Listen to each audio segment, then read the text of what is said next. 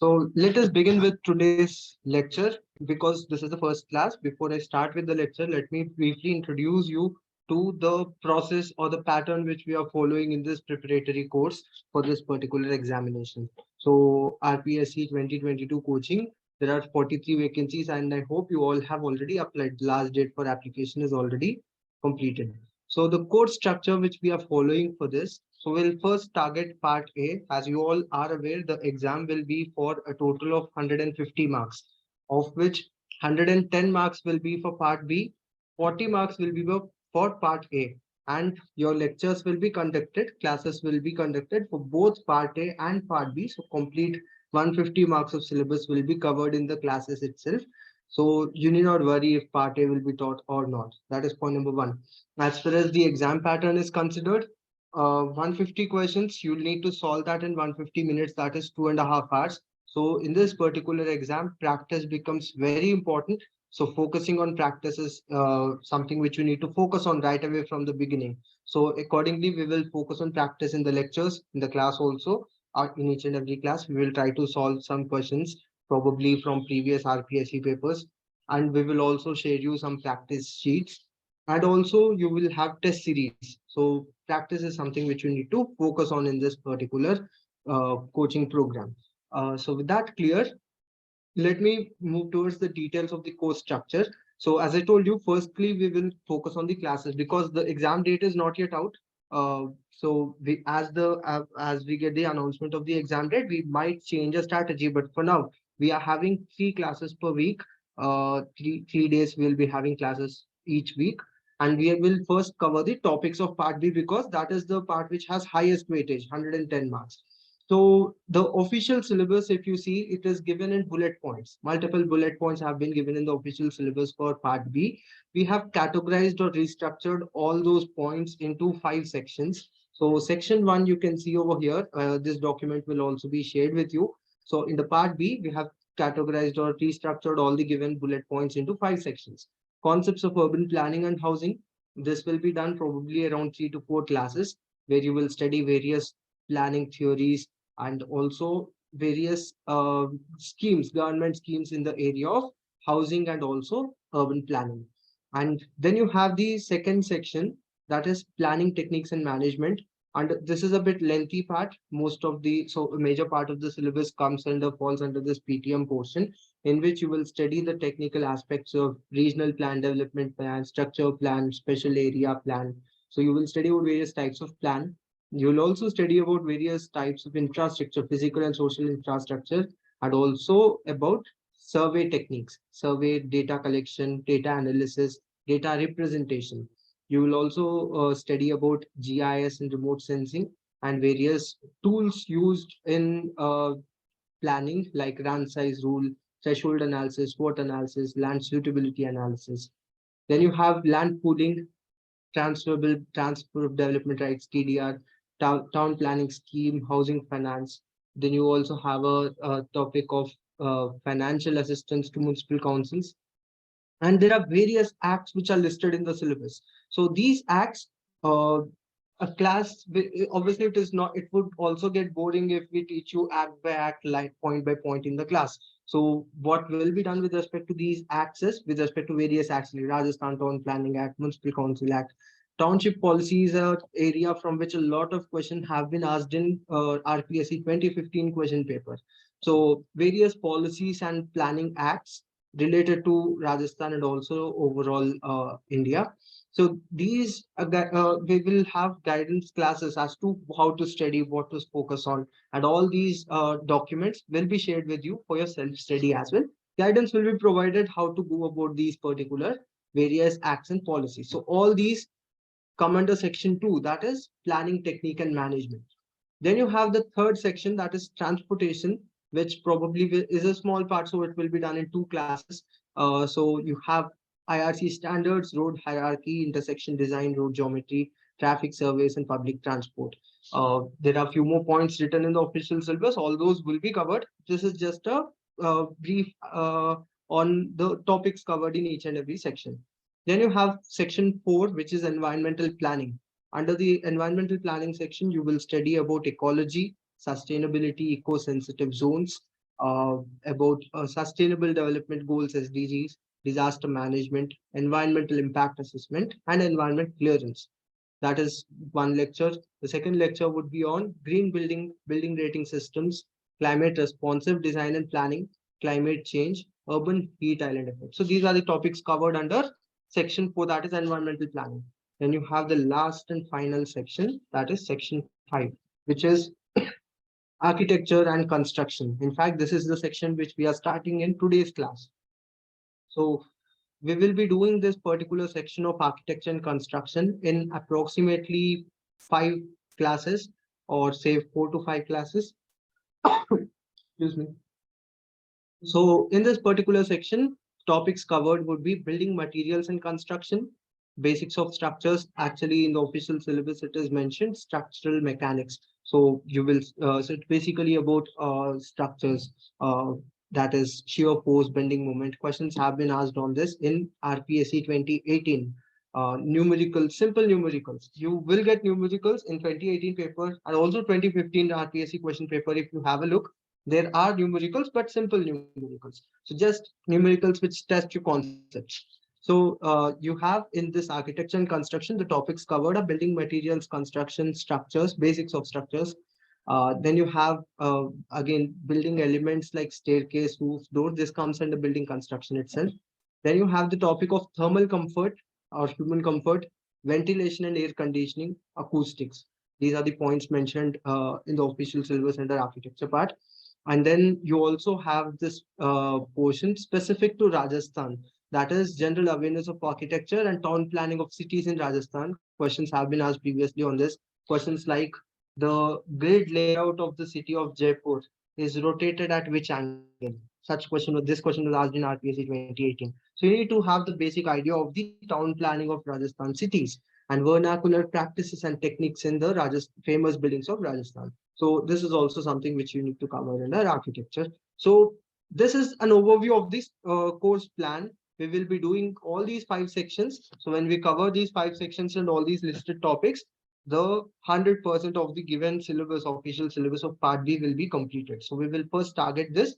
I think this will take us around 1.5 months, 3 to 4 classes per week. And after that, we will move, or 1 to 1.5 months. And then we will move towards part A, where we will also cover all the 3 sections given in part A, because that also is crucial. 40 marks is for part A. So classes will be held for that as well. So what are the resources you're getting in this coaching program? You will be having classes for the complete syllabus part A and part B, that is one. All the lectures will be available with a recorded backup. So if due to your personal reason you're missing out some lecture, or you have a doubt in some particular lecture, you can always rewatch that lecture. Recorded backup will be available on the Career Revenues app itself. And all these backup lectures will be available with you till the date of the exam. The exam date is not yet out. Whenever the exam will be conducted, till the date of the exam, all the resources will be with you. So you can watch the lectures multiple times, revise multiple times as per your availability. And then you also have sectional tests and full length mocks for your self practice in the test series. You will also be given a book for your self study, a special book dedicated specially for RPSC, hardbound book, the study material book will be delivered to you, and you can have that for your reference of your self study. In addition to the lectures, you can study that book, and other reference study sources like these acts and policies. These will be shared with you on the Career Avenues app itself. So that is an introduction to this coaching program. I hope this is clear to you. So with that, let me start firstly with today's lecture. Any doubts with respect to the structure? I hope this is clear to everyone. If there is any किसी को अगर कुछ पूछना है, you can in the course of the lecture, कुछ भी चीज अगर समझ नहीं आया, अगर you want to ask something, you can always put your doubts into the chat option, and I'll respond.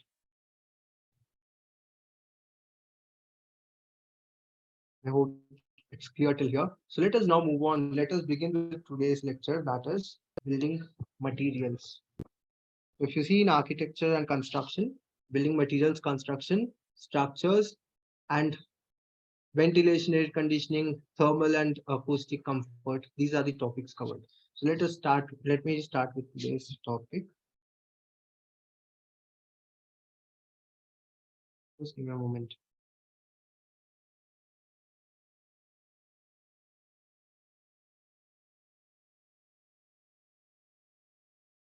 So the topic we are starting today is architecture and construction.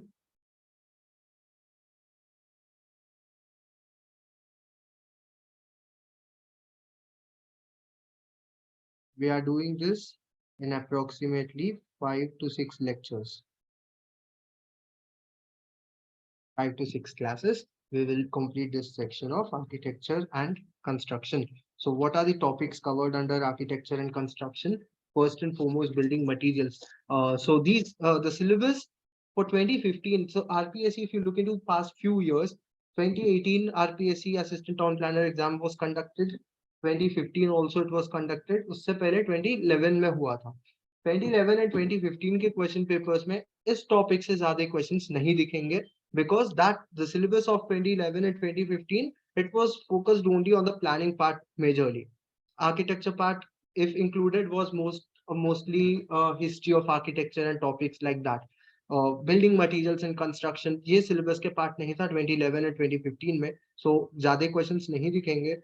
But if you look into 2018 question paper in the official syllabus, syllabus 2018 का इस साल का थोड़ा similar है.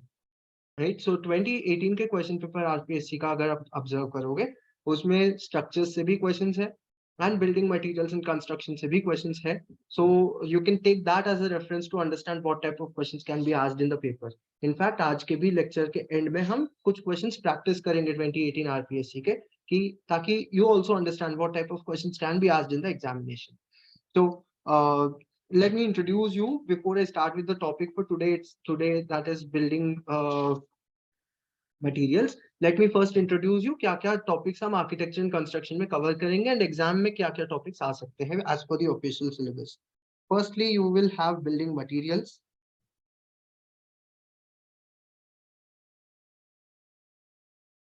which we will cover in today's class. Under this, we will study various building materials like brick, stone.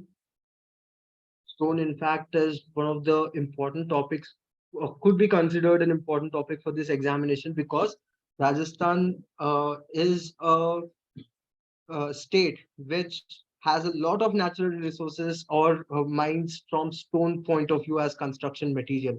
Rajasthan has a lot of mines for marble. In fact, 90% of the sandstone in India is available in Rajasthan itself. 90% of the mining of red sandstone is done from Rajasthan. Limestone also is available in Rajasthan, mainly in the Jaisalmer region. So it is something which is important in terms of construction material in Rajasthan, because it is naturally available in that region. So we'll study briefly about stone, and also we will study about concrete. There have been at least 3 questions from concrete part in 2018 RPSC question paper. So just from one material, there were 3 to 4 questions just based on concrete. We will practice those questions also towards the end. So that is building materials. Other than that, we also have building construction, which will be the next lecture, building construction. Under building construction, we will study concepts like masonry, mainly brick and stone masonry. Then you also have details of various elements like roof, types of roof, scaffolding. Scaffolding is something which is written in the official syllabus, so we'll briefly cover that aspect also, what is scaffolding, and other temporary structures in construction, and also about various building elements like staircase, ramps, and various elements like windows. So we will cover various types of building elements and detailing of those elements. So that is content which we will cover under building construction. Along with building construction, we will also cover the topic of architectural drawings briefly. There have been questions on scale, so we will study about architectural drawings, where we will study mainly about scale and how to do the calculation. Simple questions, simple numericals based on the scale calculations have been asked in RPSC previously. So we will practice those questions and also learn the concepts required with respect to architectural drawings. That is the second lecture. Then you have the basics of structures, building structures basically, or structural mechanics. It is mentioned in the official syllabus this year and also in 2018. So we will take reference of the 2018 question paper because the word structural mechanics is seen in this year's and also previous syllabus. We'll take the last time's paper as a reference and cover the, because structural mechanics in itself is a very vast subject. Obviously, it is not necessary to spend so much of time just on one word of the syllabus. So we will take the reference of the previous paper and cover the required concepts with respect to that. Mainly, we will focus on the basics of shear force and bending moment, calculating shear force, bending moment, and we will cover the theory part also with respect to types of slab. What is one-way and two-way slab? What is a long and a long column and a short column? So we will study about one-way, two-way slabs, long and short columns, etc. So some basic theory points and also the simple calculation, not the difficult ones, just the basic calculation of shear force bending moment. Numericals, simple numericals have been asked in RPSC previously. So we'll take that as a clue and we'll learn accordingly. So that is lecture 3, structural mechanics. Then you have the topic of thermal comfort. So we'll do all these topics just in one lecture by learning the basic concepts of human comfort or thermal comfort, ventilation, air conditioning,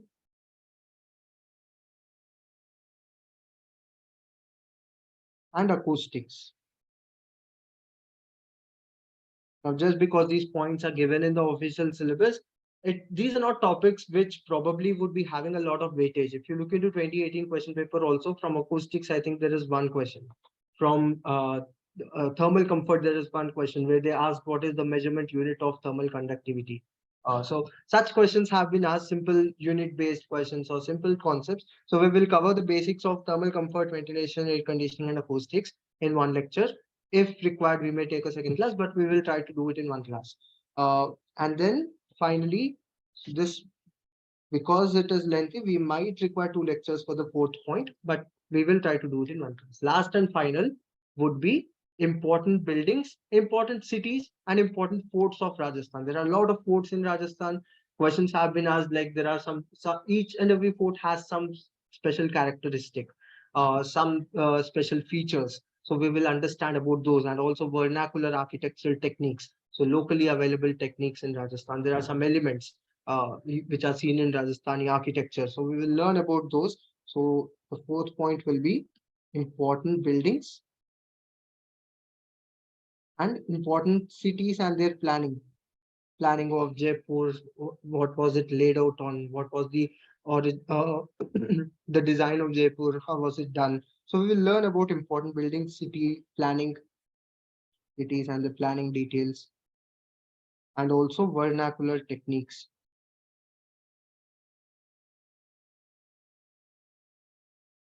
So these are the 5 points which we will be covering under architecture and construction.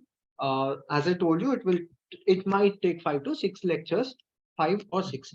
So these are the 5 points which we will be covering. So with that introduction, let me begin with today's class. So in today's lecture, in the next 1.5 or so, so you will have 2-hour lectures always, 3 to 4 days a week. So to start with, initially, you will have 3 classes per week. So we will first focus about understanding brick, and then we'll study about stone and its classification, and then we will learn some basics about concrete, mostly theory part. So if you look into the question paper also, 95% of the question paper would be theory part itself. If there are numericals, there will be very few, that too simple ones. So it's not something like how you prepare for gate or something. Gate has a lot of numericals, even the difficult ones, but not for RPSC. So let us focus on the theory part of brick, stone, and concrete mainly. For further study, as I told you, study material booklet will be given to you very soon. Meanwhile, by the time the book study material book is delivered to your address, I will share you some self-study resources on the app itself. I will upload some documents. You can take that as a reference and study for yourselves whenever you have your free time. So let us begin first by studying some basic points with respect to brick. in construction.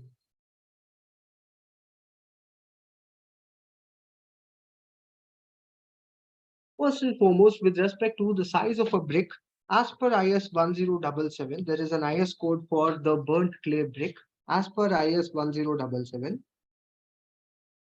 in fact, you can download, I'll show you the PDF of this IS code also on the app. You can, so in every IS code, in any IS code, in the beginning introductory part, you will, the first 2 pages, you will have a lot of definitions. These definitions are very important for competitive exams because you get a lot of theory questions from it. So you can have a look. I'll upload this document after the lecture. Have a look at the document IS code 1077. The first 2 pages, read the definitions, read the terminology. In each and every IS code, there's a topic called as terminology. So just go through those terms and understand those terminology as the points given in the IS code. That is something which you need to do from your end. So as per IS 1077, the size of a modular brick, you can get questions with respect to size. The size of a modular brick is given as, can anyone tell me what is the size of a modular brick you think? Size of a modular brick? Any idea? You can answer me in the chat.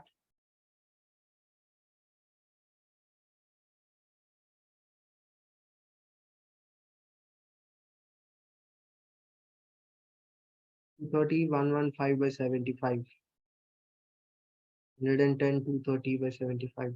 That is the size of a non-modular brick. 230, 115 by 75 or 230 by 110 by 70. These are the dimensions of non-modular brick. So non-modular or traditional brick. Non-modular or traditional brick is not a is not of standardized dimension. So it will be something like 230 by 115 by 75 mm. But that is non-modular brick. If you talk about a not modular brick, the size of a modular brick is actually called as nominal size. The nominal size of a modular brick is 200 mm by 100 mm by 100 mm. 200 mm in length, 100 mm in breadth, and 100 mm in height. That's the nominal size of a modular brick. The actual size, however, will be 10 mm less on each side. So in terms of length, it is 10 centimeter, 10 mm lesser. The breadth also is 10 mm lower, and the height also is 10 mm. So that is the actual size. These are the values as given in IS 1077. The nominal size of a modular brick is 200 by 100 by 100. So nominal size is basically the average size. Now, if you consider the actual size, if you exclude the mortar thickness and all those tolerances, you will get this actual size of a modular brick, which is 190 mm. So it is 5 mm lower from all the sides. In terms of length, 5 mm to the left and right, if you reduce, you'll get 190 mm by 90 mm by 90 mm. So you can remember these dimensions as given in IS 1077. That is the nominal and actual size of a modular brick. That is point number one. Now, point number two, with respect to the quality of bricks is determined mainly in terms of two parameters. So there are two important aspects which are tested to understand the quality of a brick. So generally, good quality bricks are called as class 1 bricks. So what are class 1 bricks? Class 1 bricks, so good quality bricks are generally called as class 1 bricks.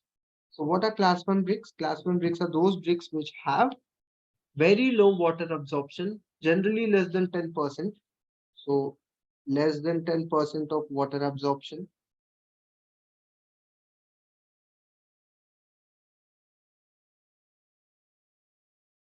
And low efflorescence.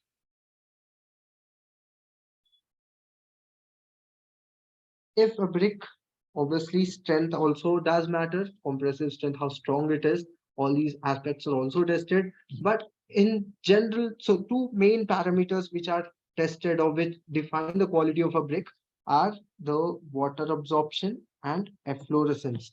Water absorption is basically how much water. So by if a brick is always porous, you all know burnt clay brick is porous in its structure.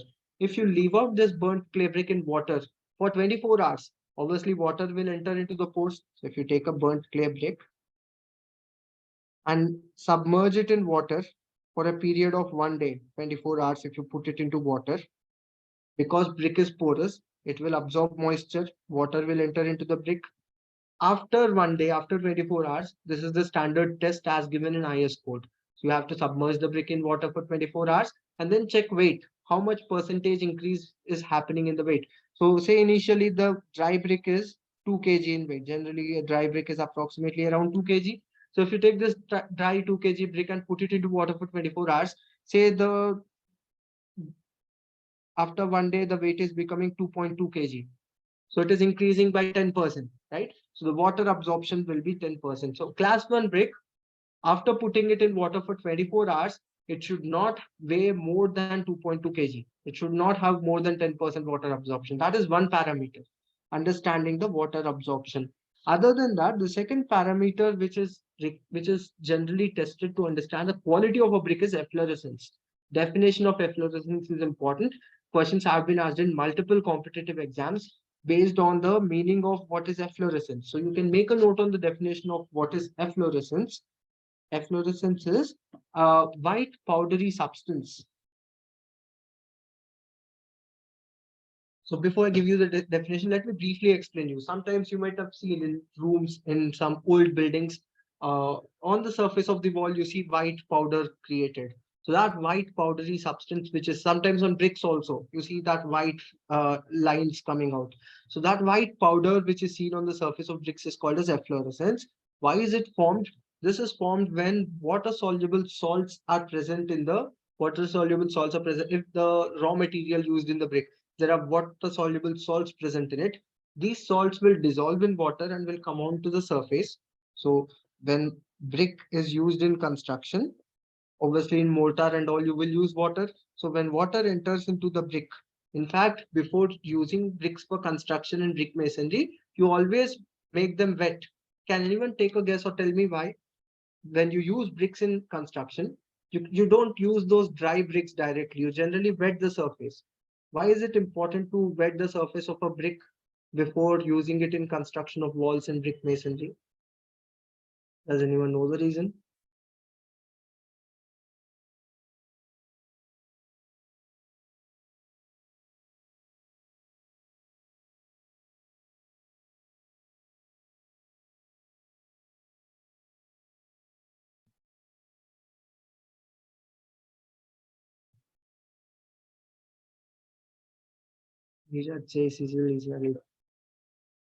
Yeah, somewhere close to the answer. It is done to avoid absorption of the water from moist from the mortar, because you use in bricks, we will state there are technical terms to the names of these joints also. There was a question in RPSC 2015 on what is this joint called as. Vertical joint between two bricks and brick masonry is called as. The question was asked on that. So anyways, when you use mortar in these joints, if the brick is completely dry, it will absorb the water from the mortar, and the wall will not get the required strength. The mortar will dry away quickly and it will not be very strong bond. It will not create a proper strong bond. So to avoid that, you need to create a wet surface. Now, however, the point I'm talking about with respect to efflorescence is when water enters into the brick, it will dissolve if there are any salts present. If there are any water soluble salts present in the brick, that will be dissolved in the water. And when the water comes out and evaporates, it will leave out those white patches. And that is considered to be a defect in brick, because that will not only create a bad appearance to the brick, but also will deteriorate the quality of the brick or brick wall used in the construction. So make a note on the definition of what is efflorescence. Maintaining your own running notes is also important, because before the exam you should have something handwritten to revise from. So पहले इसका definition लिख लेते हैं. A white powdery substance. Directly definitions पे भी questions आते हैं, theory questions आते हैं exams में. So white powdery substance occurring on the surface occurring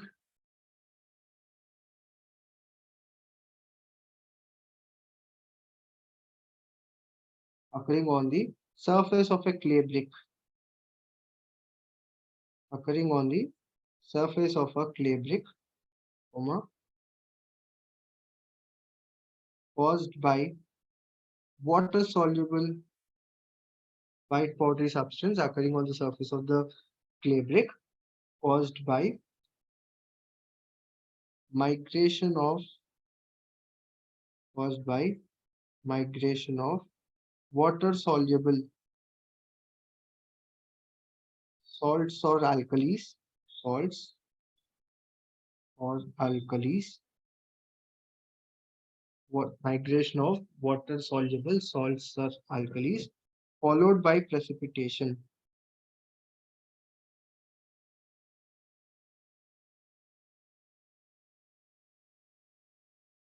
water soluble salts and alkalis जो brick के अंदर present होंगे, that will dissolve in water, and जैसे water बाहर आके evaporate हो जाता है, उस time पे the white substance will be left out on the surface of the brick.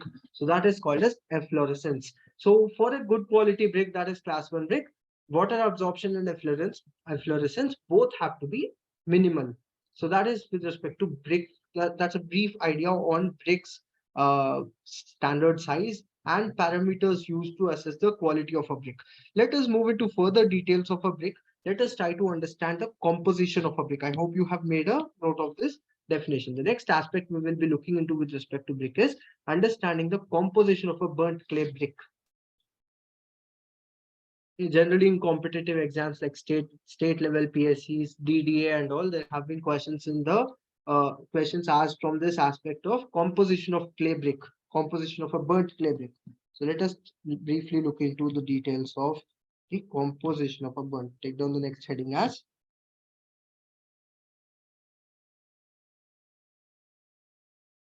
composition of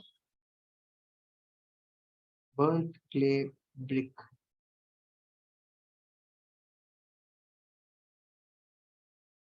I'll give you the details with respect to composition, but to just briefly remember that 80 to 85% of the brick's weight, if the brick is of 2 kg, 80 to 85% of it is composed of just two things, that is silica and alumina. Silica is silicon dioxide, alumina is Al2O3, aluminum oxide. So basically oxides of aluminum and silicon, these are present almost 80 to 85% of the brick's composition.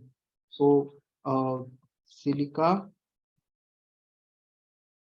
and alumina, oxide of silicon and aluminum, silicon dioxide and aluminum oxide, these compose almost 80 to 85% of the bricks composition. There are special fire grade bricks called as refractory bricks. You can remember this term.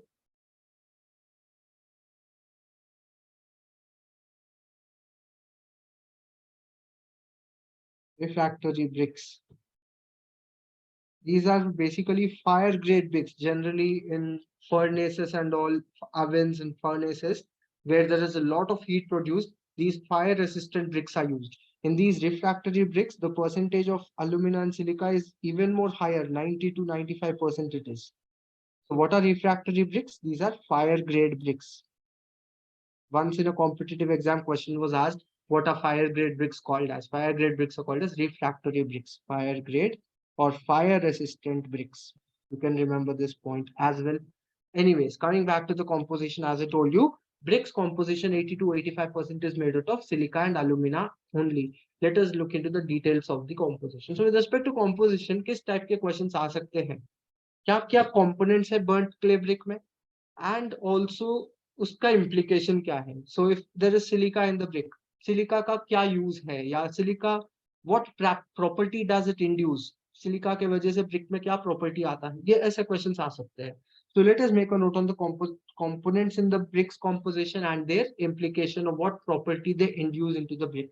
Point number 1 is silica. Silica is SiO2, silicon dioxide. It can be simply understood as normal sand, not a technical meaning, but just related with sand. Generally, sand is composed of silica, and silica is present almost at a percentage of 55. Almost 55% of the brick is composed of, more than half of the brick is composed of silica itself, a burnt clay brick. And what property does silica induce? Silica induces the brittle property. What is brittle? Breaking property. So if you take a brick, does it elongate like a rubber band before it breaks? No, it breaks right away, right? That is brittle property. That brittle property is induced by silica. So it gives brittleness to the brick. And also the use of silica is it reduces the shrinkage. It lowers the shrinkage of the brick. What is shrinkage? When you burn the brick, the size of the brick slightly changes. So that change in the size of the brick should be should be minimal. If so, to put it in simple terms, अगर 55% से कम silica होगा brick के raw material में, when you burn that brick, वो shrink होके उसका shape बदल सकता है. So it will result in defective bricks. So अगर brick का shape perfect चाहिए and इसका shrinkage minimal चाहिए, हाफ से ज्यादा 55% सिलिका उसमें होना जरूरी है. That is point number one. Second aspect or second component in the composition of a brick is alumina. Alumina you can relate in general terms to alumina as clay. This is present, matlab finer sand is called as clay. So finer soil is called as clay. So alumina is approximately around 30% of the brick's composition. And alumina जो fine soil होती है, this induces the property of moldability. Brick में एक बहुत important aspect है mold कर पाना. You need to give it perfect straight shape, straight edges. अगर alumina कम है, 30% से कम है, वो shape attain नहीं कर पाते हैं brick में. To get that perfect straight edges of a good brick, you require good moldability, and that moldability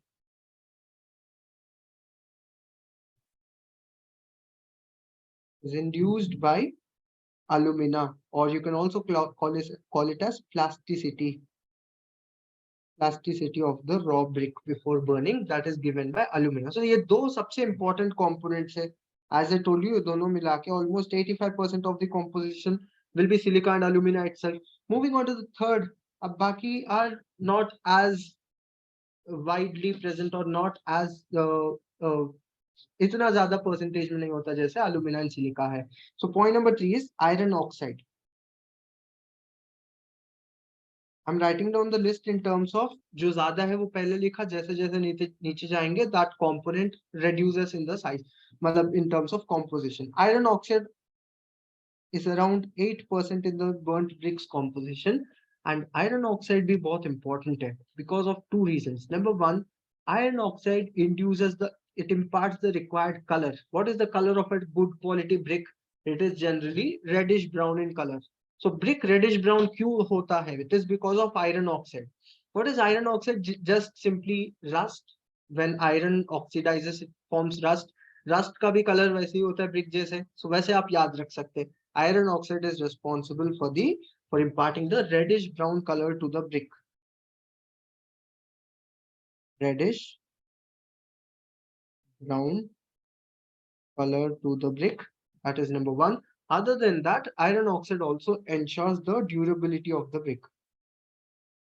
अगर इससे कम 8% से कम है, iron oxide अगर present नहीं है, you will not get the required durability and required color. Color pale या light color आना शुरू होता है अगर iron oxide कम है तो. It should be at least 8%. Then comes number 4, which is magnesia. Magnesia is again magnesium oxide. So this is approximately around 5% in the composition of a brick. And what quality does this impart? Magnesia imparts a yellowish tint, yellowish color to the brick. So it imparts a yellowish tint to the brick. Bricks are not yellow in color, but there is a yellow shade also in it. So that yellowish aspect is induced by magnesia. And this question was asked once in DDA, I guess, Delhi Development Authority's planning assistant examination. It was asked which component in the bricks composition imparts yellow color to the brick. It is magnesia. That is number 4. Number 5 is lime. Lime, so I think we are left out with only 2%. So lime is generally 1% in the composition. And finally, you have organic matter, which again also is very low. Actually, lime and organic matter, these are the impurities in the bricks. So these are considered to be impurities in the bricks composition. Why? Because if organic matter is present, that will reduce the quality of brick. Similarly, lime also. If lime is present in the brick, it results in some defects. Actually, with respect to lime, remember, it should not be more than 1%. If lime is present more than 1%, it will result in a defect. Defective bricks. There is a defect in bricks called as lime pitting. The defect of one type of brick defect is called as lime pitting. Lime pitting is a type of brick defect which is seen if lime is present in composition, if it is more than 1%. I'll briefly explain you what is lime pitting so that you remember कि ये क्या defect है basically. Brick के composition में अगर lime present है, lime मतलब calcium carbonate. अगर calcium हम आगे जाके stone में भी limestone देखेंगे, limestone is basically calcium carbonate itself, majorly called calcium carbonate. So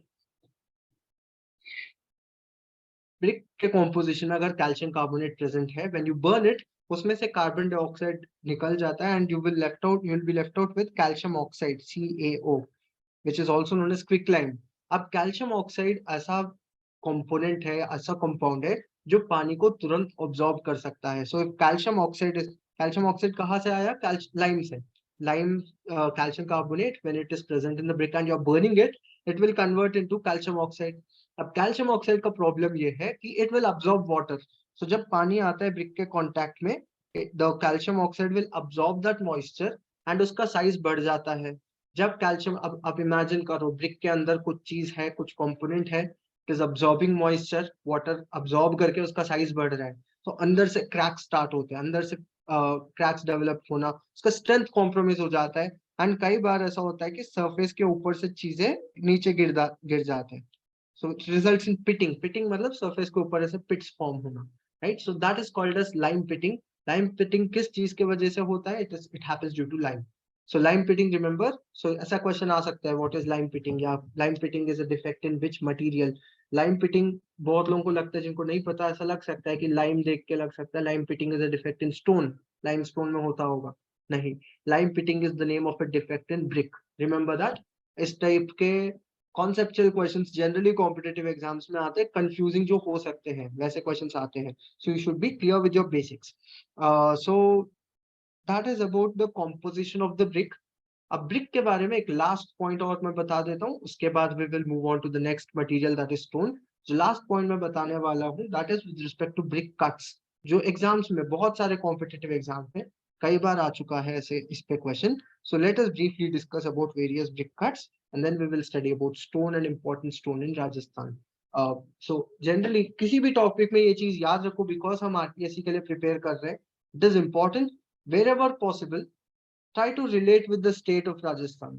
That will really be helpful for you because syllabus में भी ऐसा questions में भी इनफैक्ट ऐसे 2018 के अगर क्वेश्चन पेपर आप ऑब्जर्व करोगे तो उसमें राजस्थान के स्पेसिफिक स्टोन पे भी क्वेश्चन आया है. जो एक क्वेश्चन आया था. So we will look into those questions also towards the end of the session. जहाँ भी possible है, try to relate to the aspects of be it planning policies or be it various acts, be it architectural detail, be it construction material, किसी भी topic में try to relate with the state of Rajasthan. That will be helpful for you for this examination. So the last point on the bricks I told you is with respect to brick cuts. Various types of brick cuts इसके नाम है. So if you cut a full brick into two equal halves along the length, it is called as queen closer. So first brick cut जो हम देखेंगे that is, के notes आप बना लो ताकि आप बाद में एक बार रिवाइज कर सकते हैं एग्जाम से पहले. Queen closer half. Queen closer half basically अगर एक फुल ब्रिक आप लेते हैं, अगर ये लेंथ है ये ब्रेथ है, मैं प्लान ड्रॉ कर रहा हूँ ब्रिक का एल एंड बी 200 एंड 100 या 230 115 अगर ट्रेडिशनल ब्रिक की बात करें. If you cut it into two equal halves इस तरीके से बीच में इस डॉटेड लाइन के लॉन्ग अगर उसको दो इक्वल हाफ्स में कट करेंगे, each of this cut piece, दोनों सेम है, दोनों कट पीस है, both of these are known as queen closer half. अब इस क्वीन क्लोजर हाफ को और दो पीसेस में ब्रेक करेंगे, that is known as queen closer quarter. Within first point, you can remember one more variation, queen closer quarter. Queen closer quarter is 1/4 of a full brick. जैसे full brick को पहले length wise cut करेंगे तो queen closer half, इसको breath wise वापस से cut करो तो ये 1/4 ऑफ अ ब्रिक जो बचता है, that is called as queen closer quarter, right? So ये पॉइंट नंबर 1 है. Point number 2 is king closer. King closer is king closer. It is a cut brick which is obtained by cutting one of the corners of a brick. Length और breadth के mid point से, this is breadth length, length by 2, ये half of the length, ये breadth by 2, half of the breadth. Half of the length और half of the breadth के बीच में से अगर कट करेंगे इन दो पॉइंट्स के बीच में, this shaded part, this corner is cut of.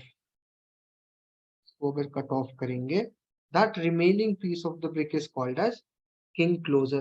So that is point number 2 in the brick cuts. Point number 3 in brick cuts is beveled closer.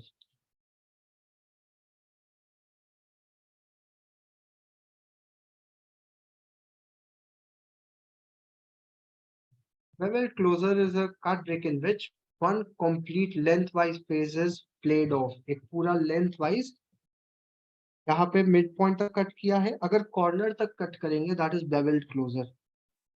Beveled closer brick. Again I'm drawing the plan where ये full brick है, इस corner से लेके centre mid point तक, this is breadth by 2. अगर इस line के long cut करेंगे, this piece is cut of.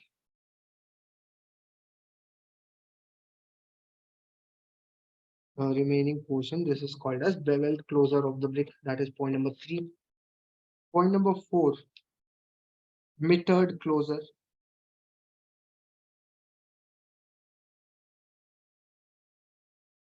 Beveled closer में लेंथ के लॉन्ग कट किया है, लेंथ के सरफेस कट कर दिया.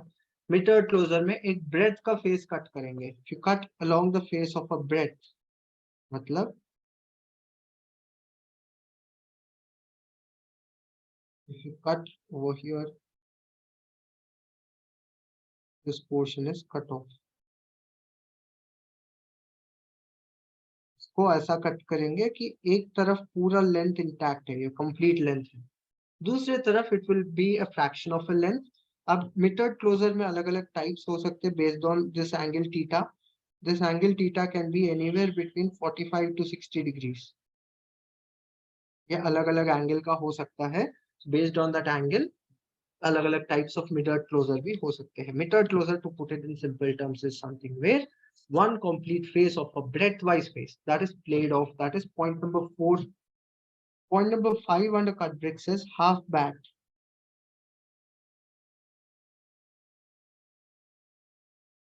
हाफ बैट काफी सिंपल है. Half brick cut along the length is queen closer. Questions exams में डायग्राम बेस्ड क्वेश्चंस भी आ सकते, they can give you a diagram and ask you what is this brick called as, या definition में भी दे सकते हैं. They can give you a sentence जैसे brick cut into two equal halfs along the length. अगर यहाँ पे अलोंग द लेंथ कट करेंगे that is queen closer half. If you cut the brick into two equal halfs along the breadth, मतलब parallel to the breadth, along the breadth अगर cut कर, along मतलब parallel, parallel to the breadth अगर cut करेंगे you will get this half piece of a brick which is called as half bat. दोनों pieces को half bat कहते हैं, right? That is number 5. Number 6 is 3/4 bat.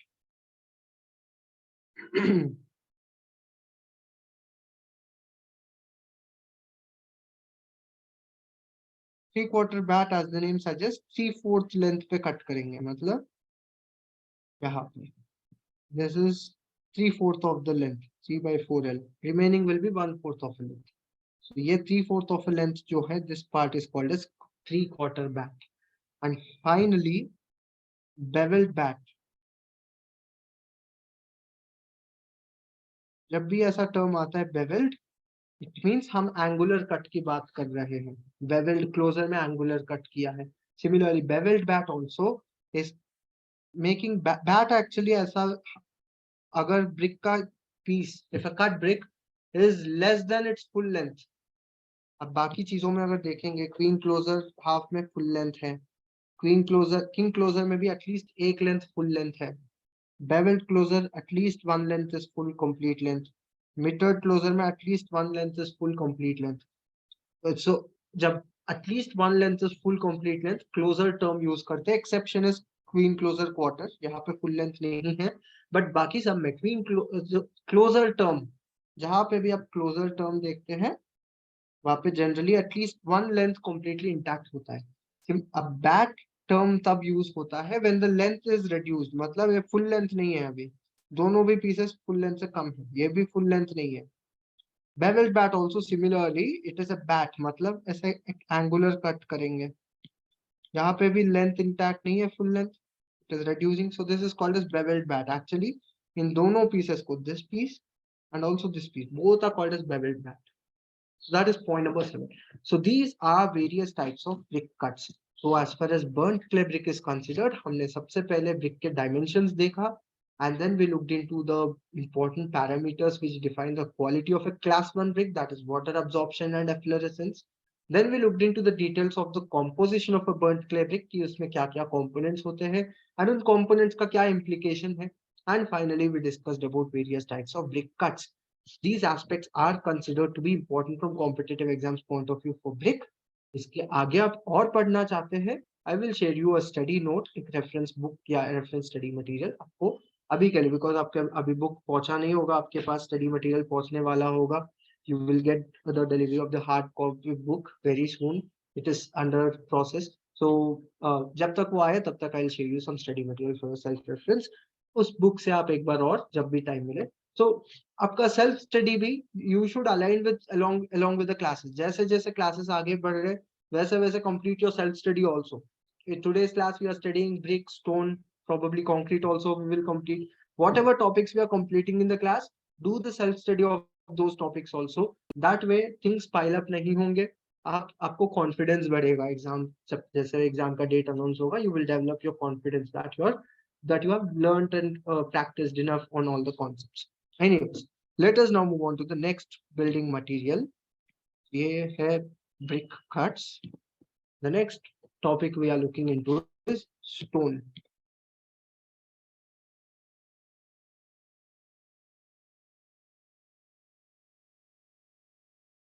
With respect to stone are basically natural rock. So if you look into natural rocks,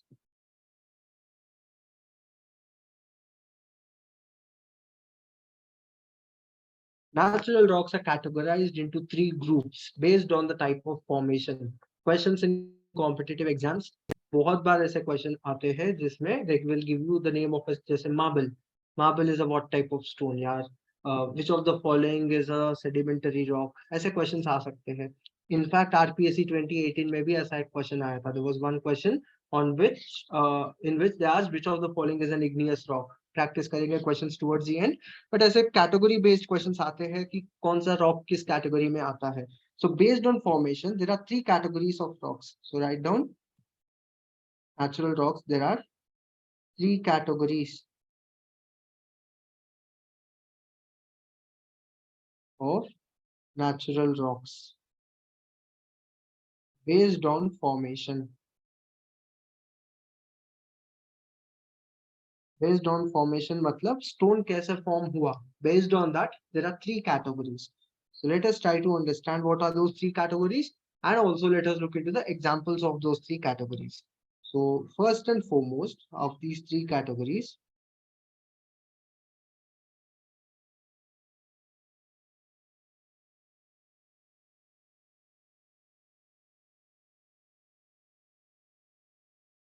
the 3 categories of stone, natural rock based on formation. The first one is sedimentary rocks.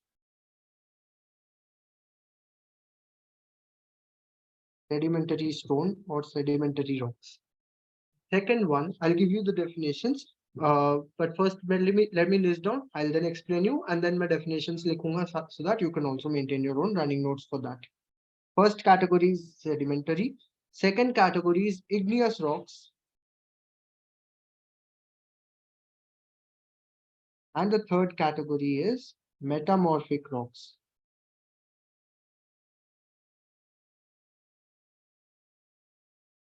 These are the three categories of rocks or natural stone. So firstly, sedimentary. Sedimentary rocks are those which are formed due to sedimentation. मतलब ऐसे tiny sand particles या जो भी soil particles है, because earth इतने सालों से it keeps on functioning, right? So with time, with millions of years, thousands of years, these tiny sand particles, they fuse together to form a stone under pressure, natural forces, natural tectonic movement, or say natural air movement, water movement, जो भी natural forces है, उसके वजह से tiny dust particles या tiny sand particles, they fuse together to form a rock. Sand particles fuse together to form a rock under natural forces. That ऐसा rock जो form होता है due to natural forces fusing the sand particles, these rocks are called as sedimentary rocks. Second one is igneous. Igneous rock में basically, I hope you know, earth के अंदर molten rock होती है because temperature बहुत ज़्यादा होती है earth के अंदर, right? So that molten rock which is present, molten rock या lava जिसको magma भी कहते हैं, so that lava or magma which is present inside the earth, अगर वो ऊपर आता है कभी due to volcanic activity or similar activities in the earth, it comes out and it forms rock. क्योंकि ऊपर आके इतना गर्म नहीं होता, टेम्परेचर ज्यादा नहीं होती, so the molten rock slowly cools down and forms the rock. So if the molten lava is coming out, molten lava or magma is coming out and is solidifying, it forms an igneous rock. So जो rock molten rock solid होने के वजह से form हो रहा है, that is igneous. जो rock fusion के वजह से form हो रहा है, that is sedimentary. Metamorphic on the final category metamorphic is a rock which undergoes some metamorphosis, मतलब change, कुछ change होना. So if a sedimentary rock भी हो सकता है या igneous rock भी हो सकता है. If it undergoes some changes due to वो earth में रह के time के साथ it undergoes some changes. If it is undergoing some changes, it undergoes some changes. कैसा changes? टेम्परेचर एंड प्रेशर के वजह से एंड ऑल्सो मिनरल्स ऐड होने के वजह से, इफ इट्स स्ट्रक्चर और कैरेक्टरिस्टिक्स आर चेंजिंग, क्रिस्टलाइन होना, इस टाइप की चीज है. So if its physical and proper its physical properties और other properties of it are changing with time, so initially वो sedimentary igneous rock होगा, but it undergoes some changes with time. Such rocks are called as metamorphic rocks. ये understanding है three types of rocks का. Let us make a note on the definition of these three types, and also most important is to remember the examples. हर category का example याद रखना बहुत important है competitive exams के लिए. So let us write down the definitions and make a note of the important examples for each and every category. So first sedimentary का definition हम लिख रहे हैं. This is accumulation of, so sedimentary rocks का meaning,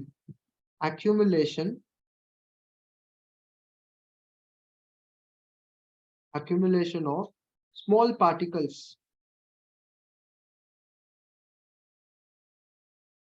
accumulation of small particles which are pressurized to form rocks, which are pressurized to form rocks. So these rocks are called as sedimentary rocks. Accumulation के वजह से जो एक साथ आके pressurized formation undergo होते हैं, those are known as sedimentary rocks. That is first category. Write down the examples for this. Examples, best examples for sedimentary rock in terms of construction: limestone and sandstone. Limestone and sand, both of which are abundantly available in Rajasthan. Limestone mainly Jaisalmer region में available है. Yellow limestone भी उसको कहते हैं या yellow marble कहते हैं. I will make a list of important stone in Rajasthan. वो मैं notes में आपको लिखवाऊंगा. But limestone and sandstone ये अभी के लिए याद रखना examples है. मैंने आपको बताया देश में, इंडिया में 90% ऑफ द सैंडस्टोन राजस्थान में अवेलेबल है. So Rajasthan is considered to be a very important state in terms of sandstone production. So that is sedimentary rock. Coming to igneous rocks,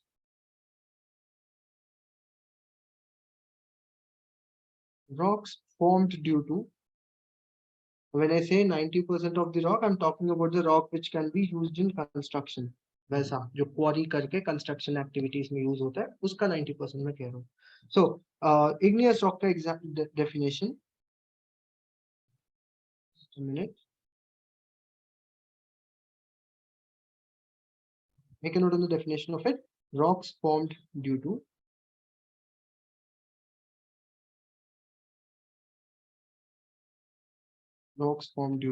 solidifying lava or magma. Lava or magma. Lava or magma is nothing but molten rock basically. इसके दो types हो सकते हैं again. You can add this point also. Igneous rock is again of two types, intrusive and extrusive type. Intrusive igneous rock and extrusive igneous rock. क्या फर्क है?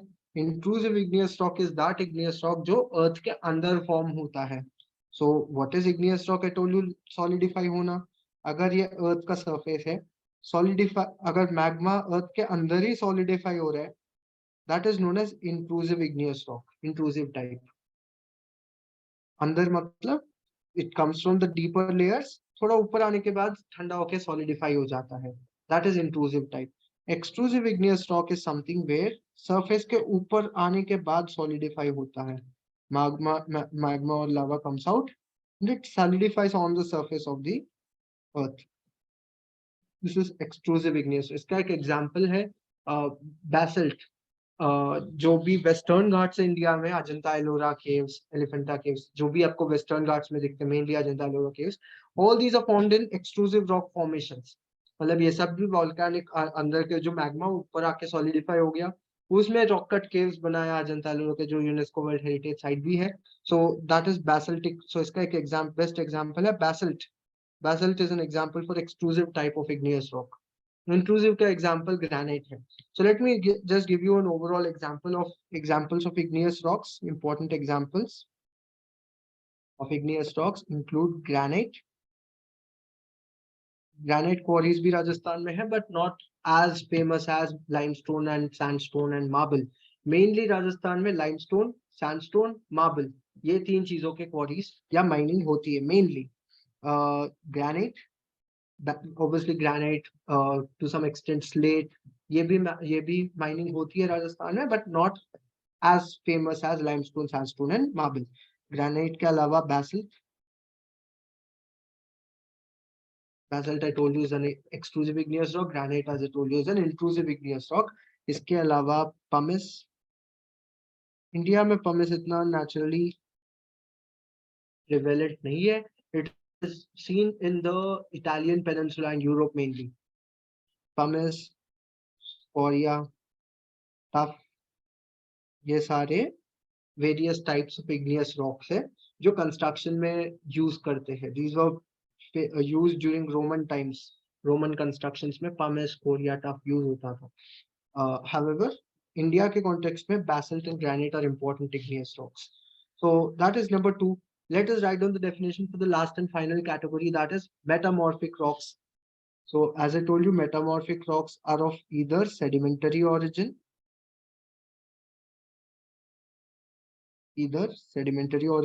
or igneous origin.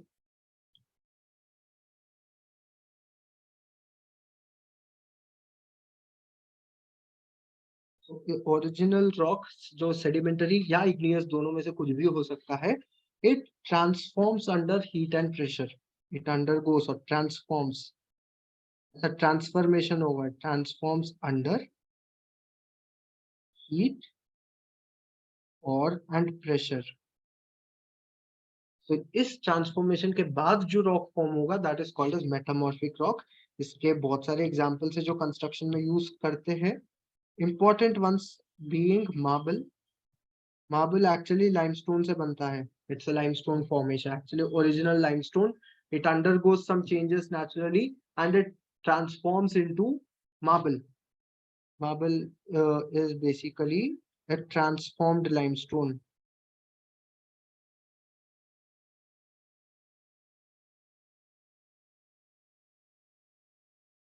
Right? So marble एक example है. इसके अलावा slate is also an important example for metamorphic rock. Slate, laterite. Laterite is famously used in the architecture of Odisha region. So laterite एक important metamorphic rock है. Other than that quartzite and नेइस,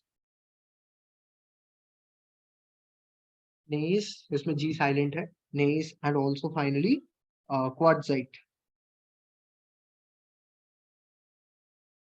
इतने examples आप याद रखेंगे, this is more than enough. इससे ज्यादा, इसके अलावा राजस्थान के कुछ इंपॉर्टेंट स्टोन्स और देख लेते हैं, वो आप और याद रख सकते हैं. So these are the three categories and examples. I hope so make a note of these examples: marble, slate, laterite, gneiss and quartzite. ये इंपॉर्टेंट एग्जाम्पल्स है, three categories of stones and their examples. Moving on.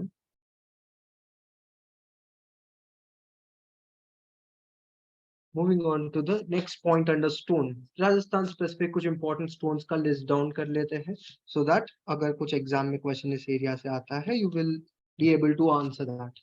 Uh, First and foremost, let us look into some famous marbles. Marble के categories देखते हैं. सबसे famous marble, can anyone tell me, Rajasthan में जो सबसे famous, सबसे costly, सबसे premium quality, used in the construction of famous buildings like Taj Mahal, Victoria Memorial in Kolkata, क्या मटेरियल से बना, कौन से टाइप ऑफ मार्बल से बना है ये सब? Taj Mahal in Agra and Victoria Memorial in Kolkata. Does anyone no?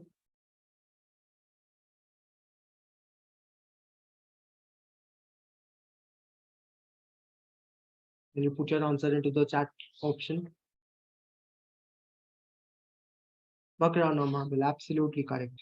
So marble में सबसे फेमस राजस्थान में is Makrana because of its premium quality. And Makrana marble is considered to be almost 98% pure. मतलब पूरा लाइमस्टोन से बना हुआ 98%. इसमें इम्प्योरिटीज बहुत कम होता है, less than 2%. And also India में कैल्साइटिक मार्बल में दो टाइप्स होते हैं, कैल्साइटिक मार्बल एंड डोलोमाइटिक मार्बल, दो टाइप्स होते हैं. कैल्साइटिक मार्बल दो ही प्लेसेस में available. Actually Makrana marble is one and one other is available in Maharashtra. दो ही ऐसा marbles. Anyways, let me write down all this points ताकि आपको ये फैक्ट्स भी याद रहे. अगर इस एरिया से कुछ भी क्वेश्चन आता है तो आप आंसर कर सकते हैं. Makrana marble,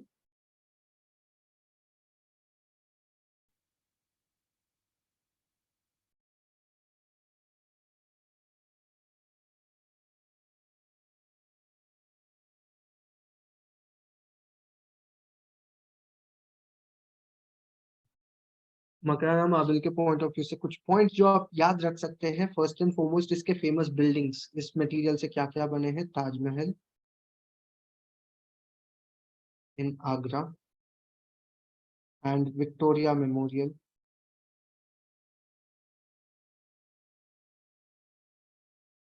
in Kolkata. These are some famous buildings made out of Makrana marble. ये फर्स्ट पॉइंट आप याद रख सकते हैं. इसके अलावा यू कैन रिमेम्बर किस डिस्ट्रिक्ट में मकराना मार्बल मोस्टली प्रेवेलेंट है राजस्थान में. You can remember that it is mostly available in Nagaur district of Rajasthan.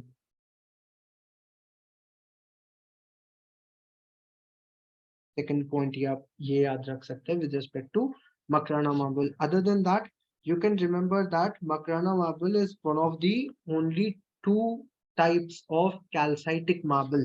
This is a calcitic marble. ये काफी रेयर होता है ओवरऑल मार्बल्स में भी. And Makrana type of marble is a calcitic marble. What is a calcitic marble? It is composed of calcium carbonate mainly. Calcium carbonate से जो marble form होता है, प्योर कैल्शियम कार्बोनेट से, without any other minerals in it. So that is called as calcitic marble. So Makrana marble is a calcitic marble. ये 3 points आप याद रख सकते हैं. बाकी when you study about history, polity and geography of Rajasthan, आपको और प्रोबेबली इसके आसपास के भी कुछ चीजें आप पढ़ोगे उसमें. When you study geography of Rajasthan कि क्या क्या रेंजेस, आई थिंक कुछ 13-14 रेंजेस है इसके मकराना मार्बल के क्वारीज के. I think you will study such details. अगर ज्योग्राफी में कवर करते हो तो ठीक, otherwise you can also yourself also do some research की मकराना मार्बल के बारे में कुछ चीजें खुद पढ़ सकते हैं and add them to the list. So that is first important type of marble. Other than so calcitic marble, I told you सिर्फ एक दो ही available in India, Makrana marble के अलावा there is one more in Maharashtra, calcitic marble. इसके अलावा most of the marble available in India is dolomitic marble. अब dolomitic marble Rajasthan में भी available है. So let us look into those variations of dolomitic marble also available in Rajasthan.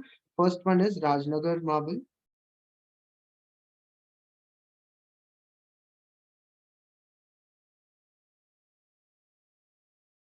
Rajnagar marble, first and foremost, it is a type of dolomitic marble.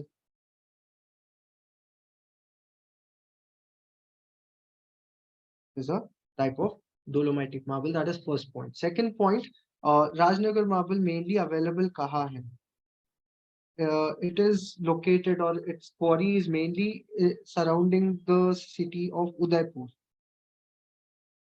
Udaipur region में ये available है. Surrounding the city of Udaipur, you have the quarrying of Rajnagar marble. That is second type of marble. Third and final type of marble which is important for quarried in Rajasthan is Andi marble.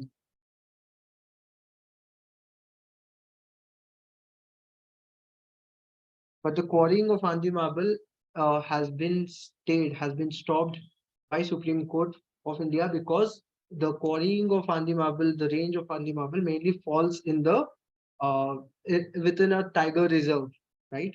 So जब आप geography and all के बारे में पढ़ेंगे, probably you will also cover these details कि क्या क्या tiger reserves है राजस्थान में. Probably you will cover them. But this region falls within a tiger reserve, so its quarrying has been stopped and has been stayed by the Supreme Court of India. However, Andi marble, this also is a type of dolomitic marble.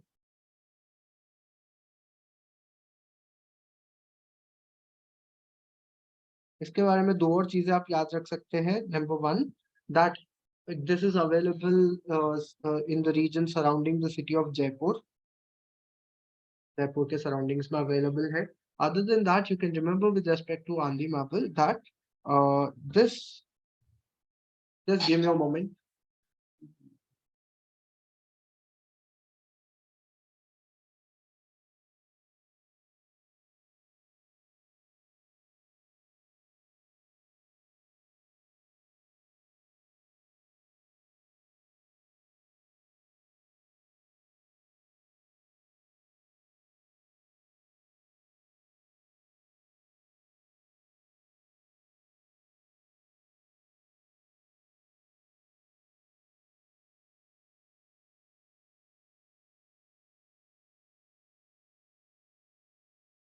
Sorry for that interruption. So I was telling you the one more important point with respect to this Handi marble is it is also generally known as pista marble because of its color. It has a slight greenish texture, green, not texture but greenish grains.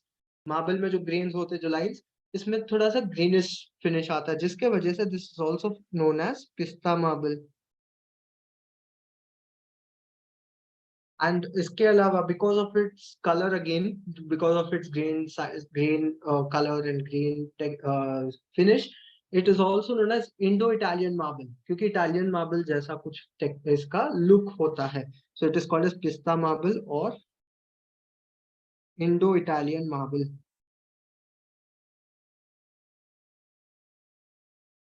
So ये basically three important types of marble है जो राजस्थान में prevalent है, जो available है large scale में. Other than this, एक और भी है which is called as yellow marble. But yellow marble technically वो एक marble नहीं है, it is just a limestone which is available in Jaisalmer. इसको जैसलमेर stone भी कहते हैं. So let us look into the point number 2. इसको yellow marble कहते हैं, but actually it is not yellow marble. It is not marble. It is a type of limestone. Number 2, important limestone जो available है राजस्थान में, it is called as Jaisalmer stone.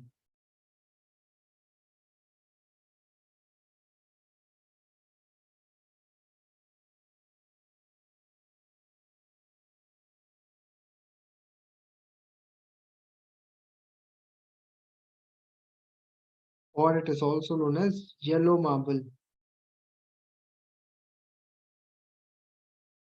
जबकि वो marble नहीं है, is called as or sometimes yellow limestone. Jaisalmer stone is yellowish in its color. So ये आप याद रख सकते हैं with respect to the limestone which is available mainly in the Jaisalmer district. नाम से समझ आ रहा होगा, it is prevalent in the Jaisalmer district. That is number 2. इसके अलावा you can remember about sandstone. Three important types of stone. I told you sandstone, limestone and marble जो राजस्थान के point of view से है. So sandstone. I told you सबसे this ranks number 1 in sandstone quarrying in the country. सबसे ज़्यादा sandstone Rajasthan से आता है. You can remember with respect to sandstone one important type of sandstone. Red sandstone is prevalent. सबसे ज़्यादा red sandstone available है in Rajasthan. In various places including Jaisalmer में भी red sandstone भी available है. Bikaner, Chittorgarh, these are the regions where red sandstone is prevalent.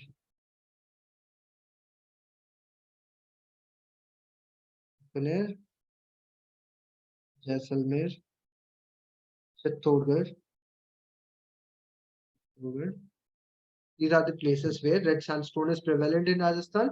इसके अलावा एक special type of red sandstone है which is known as Mandana stone. ये शायद नाम सुना होगा क्योंकि ये बहुत famous है. Mandana stone is a type of red sandstone itself. इसका speciality और इसका एडवांटेज प्रोबेबली इसका उतना प्रीमियम लुक या पॉलिश नहीं आता है जैसा मकराना मार्बल में, बट मकराना मार्बल से कंपेयर अगर करेंगे इसका एक एडवांटेज है, that is acid proof. Makrana marble is not acid proof. Most of the marble, कोई सा भी मार्बल व्हाट एसिड प्रूफ नहीं होता है. Acid spills on to marble, it will it will not stay in its original form. वो acid react होके it spoils the surface. But Mandana sandstone, Mandana red sandstone is a stone which is acid proof or acid resistant. ये point आप याद रख सकते हैं with respect to Mandana sandstone, that it is acid resistant sandstone.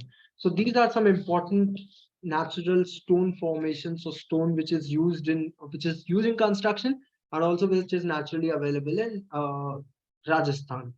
Rajasthan, in fact, ranks in the top 5 states in the country where stone is used in rural housing, rural constructions में percentage के basis में अगर देखेंगे, more than 30% of the rural houses or rural structures in Rajasthan are constructed out of stone, and it ranks in the top 5 states जहाँ पे stone construction rural areas में इतना prevalent है.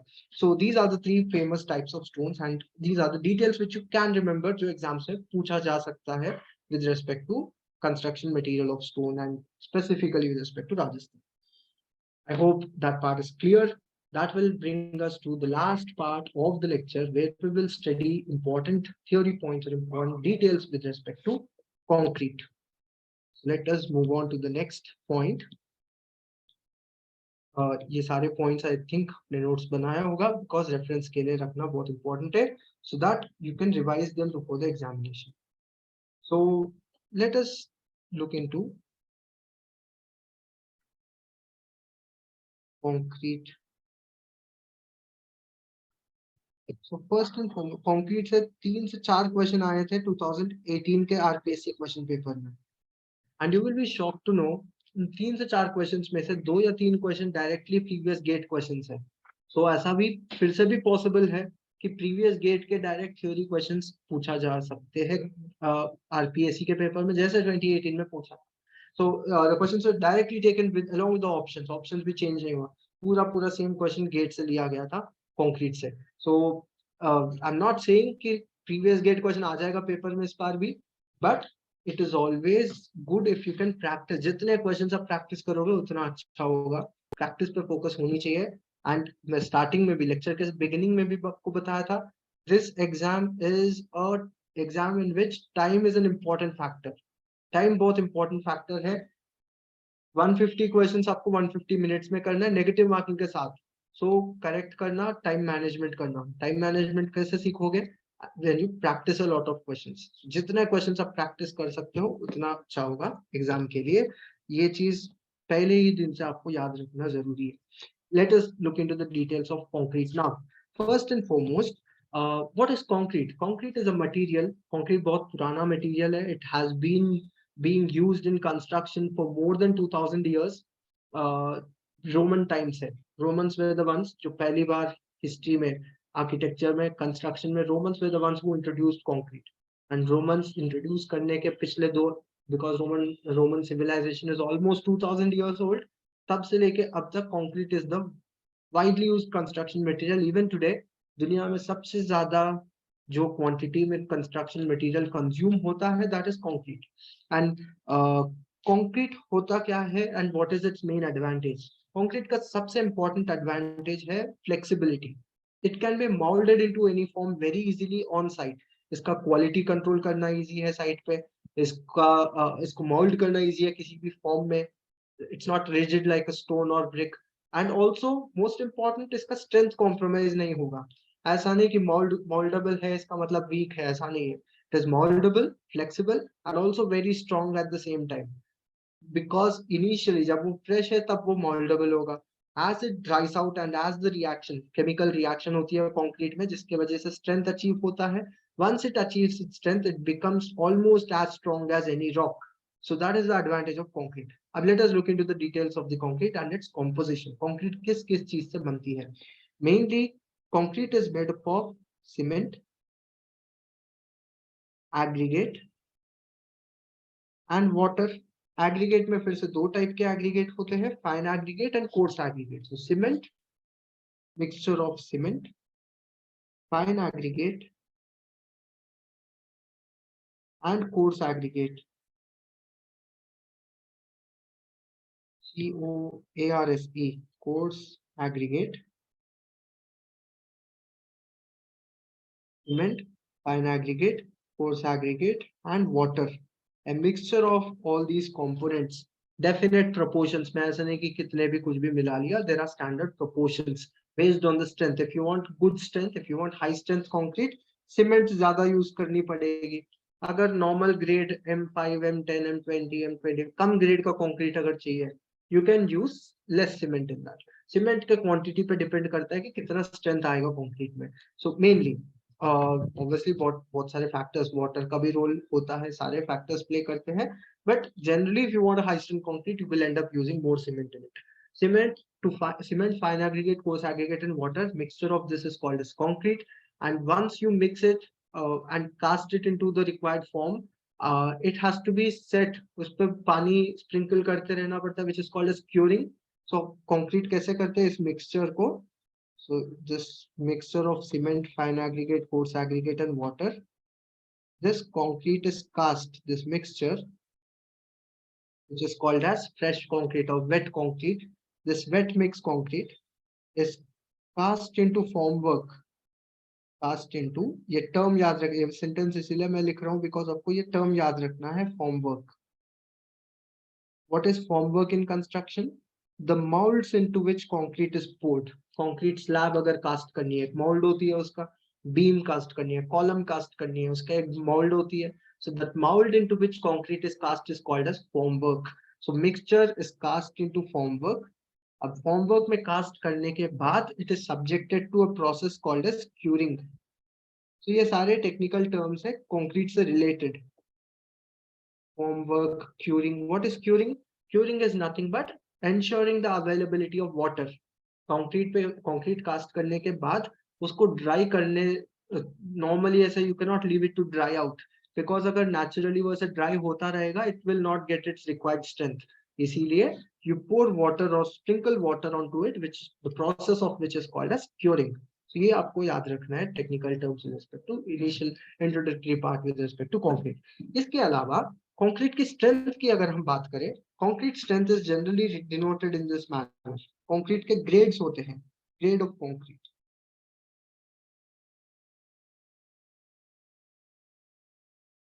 Grades of concrete इस तरीके से M5 से start होता है. You have M5 grade, M10 grade, M15, so on. ऐसा M30 भी grade होती है, so on M60 high strength concrete, आजकल M60 M65 grade भी बनता है concrete का, which is called as high strength concrete. So concrete grade is written with the letter M and a number.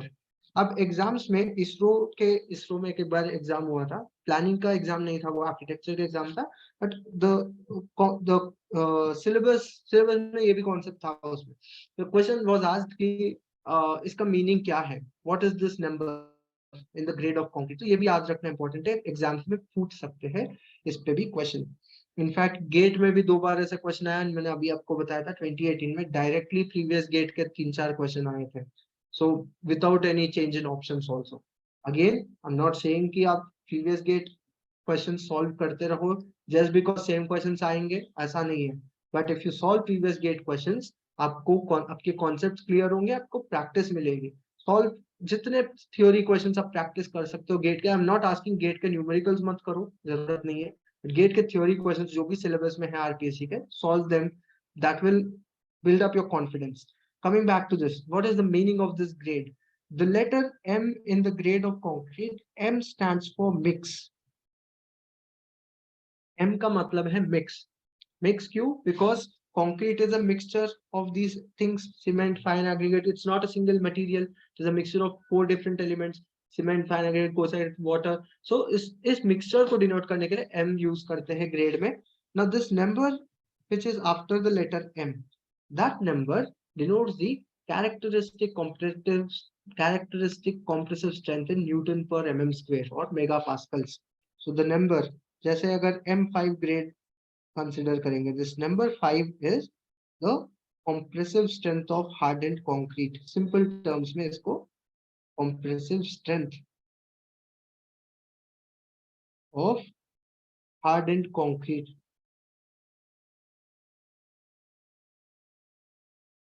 In which units? In megapascals. Megapascal को Newton per mm square भी कहते हैं. Structures का एक class होगा हमारा, basics of structures, probably उसमें हम डिस्कस करेंगे. स्ट्रक्चरल मैकेनिक्स सिलेबस में है, सो एक लेक्चर एटलीस्ट हम उस पे करेंगे. We will discuss this unit, then you will understand what is compressive strength, what is tensile strength in that topic. But for now, remember, this number is the number in the grade of concrete denotes the compressive strength of hardened concrete in megapascals. To be more specific, it talks about the strength of characteristic compressive strength of hardened concrete after 28-day curing. मतलब अगर M5 grade of concrete या M20 grade of concrete लिया हमने, and उसके अगर एक block बनाया, you make a concrete block out of it, and इसको अच्छे से क्योर किया, क्योरिंग पानी में रखा 28 डेज तक. After 28 days, after properly curing it, if you want to break that concrete block, कितना फोर्स अप्लाई करना पड़ेगा? 20 newton per mm square. Newton per mm square is the unit for pressure. कितना force apply करना पड़ेगा एक unit area में, 1 mm square area में 20 Newton of force apply करना पड़ेगा. So if you having M20 grade, it will break at a force of 20 newton per mm square. इसीलिए इसका ग्रेड 20 M20 हो जाता है. M20 grade मतलब it is a mixture of concrete mixture which will attain 20 Newton per mm square strength after 28-day curing. से ये grade of concrete का meaning है. So अभी तक हमने concrete के अंदर 2 points देखा है. Number 1, we understood what is concrete and how is it used in construction.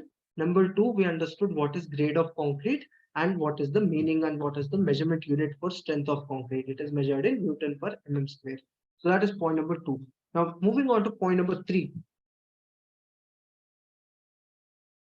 Let us try to understand these constituent materials. इसके बारे में, सीमेंट के बारे में 1-2 चीजें देखेंगे, फाइन एंड कोर्स एग्रीगेट के बारे में 1-2 चीजें देखेंगे, right? So let us try to understand about these constituents. So let us discuss first about cement.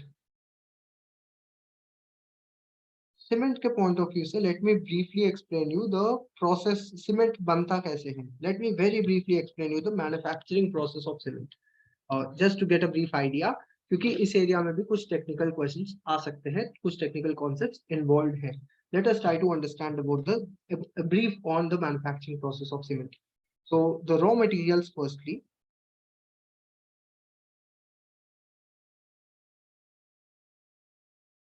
raw materials used in the manufacturing of cement are limestone and clay, limestone and shale or clay. limestone and clay. This is mixed into fine powder and it is crushed. In limestone and clay, which are the raw materials, are mixed and are crushed into fine powder. This fine powder is called as kin feed.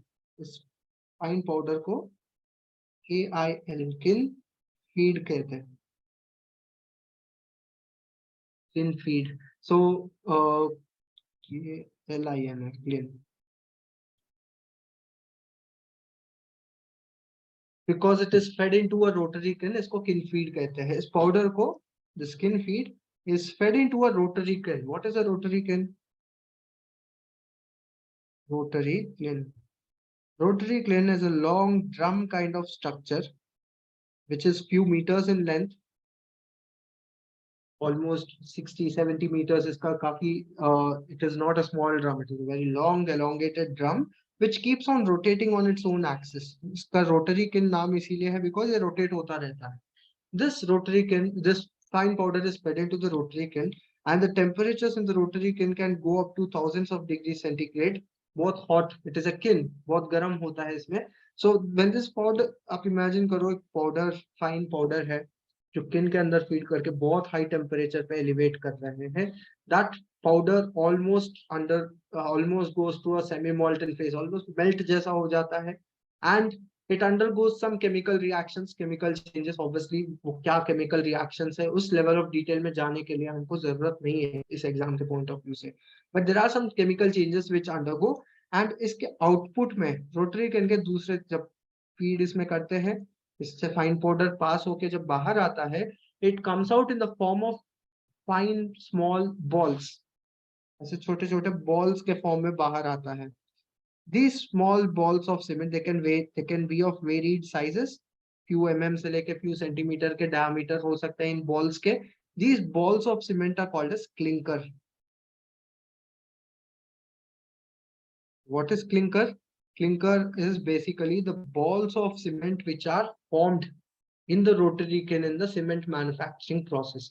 This clinker को, these are balls. Balls के form में cement use नहीं कर सकते. When you buy a cement bag, powder के form में आता है. That is because this clinker is crushed into fine powder. So this clinker is mixed with a material. It is mixed with gypsum. Gypsum add करके इसको powder करा जाता है. फिर से it is powdered into, it is made into a powder in a mill. Mill में इसको powder करा जाता है. This powder is called as Portland cement, or it is called as ordinary Portland cement.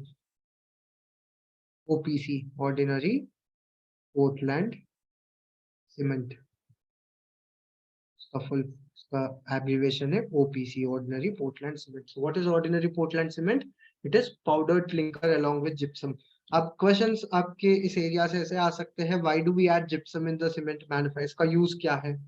Gypsum is added to slow down the chemical reaction. जो cement है वो chemically बहुत reactive है. When you put cement, if you mix cement and water, it undergoes a chemical reaction and it hardens. Concrete hard क्यों होता है? Because cement reacts with water. Cement and water are reactive. They undergo a chemical reaction. ये reaction बहुत जल्दी होती है. But बहुत जल्दी reaction is not good for concrete. आप मान लो cement खरीदा आपने, concrete बना रहे हो, तुरंत hard हो गया. You will not have time to put it into formwork.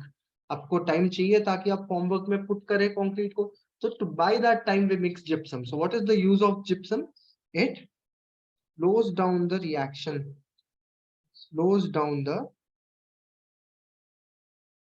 reaction of cement and water. Stop नहीं करता but slow करता है. Slows down the reaction of cement and water. अगर ये slow नहीं होता, it will be a problem because you will not have enough time to put the concrete into formwork. इसीलिए gypsum add करते हैं. कितना gypsum? Generally 2 to 3% gypsum add होती है. Approximately 2 to 3% of the weight. मतलब अगर 100 किलो क्लिंकर लिया आपने, उसमें 2 से 3 किलो gypsum add होती है, and that is then made into powder. This is called as ordinary Portland cement. So ये है सीमेंट के मैन्युफैक्चरिंग. ब्रीफली हमने सीमेंट मैन्युफैक्चरिंग भी डिस्कस कर लिया. नेक्स्ट पॉइंट, सीमेंट के टाइप्स एक बार ब्रीफली डिस्कस करते हैं, बिकॉज मैंने ओपीसी बताया यहाँ पे. एक और टाइप भी होती है PPC. So let me very briefly tell you what is PPC. Right. Cement के अगर हम टाइप्स की बात करें, OPC is ordinary Portland cement.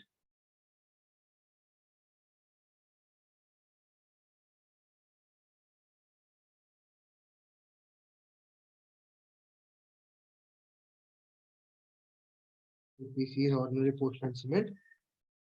This is nothing but powdered clinker and gypsum. This is powdered clinker mixed with the gypsum. Right? So this is basically ordinary Portland cement. एक और type of cement होती है which is pozzolanic Portland cement.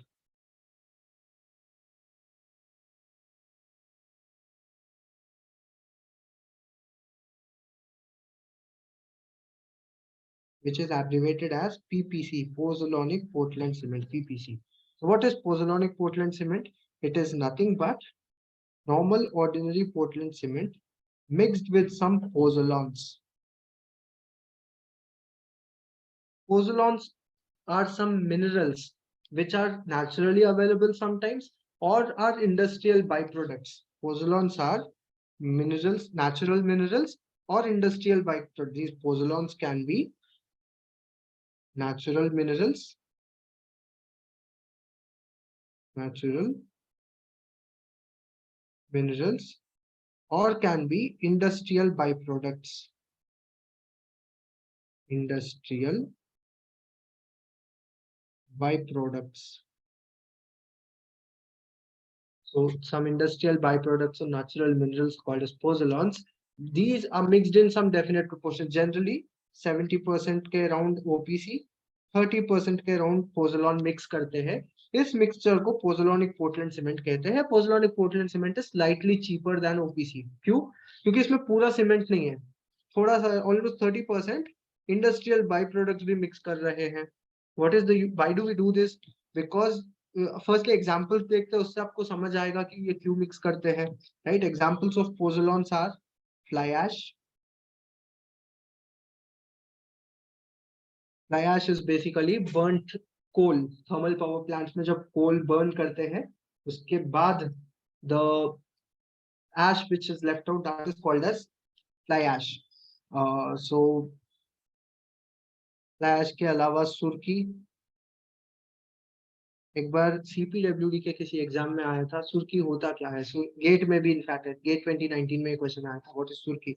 सुर्की is nothing but powdered brick.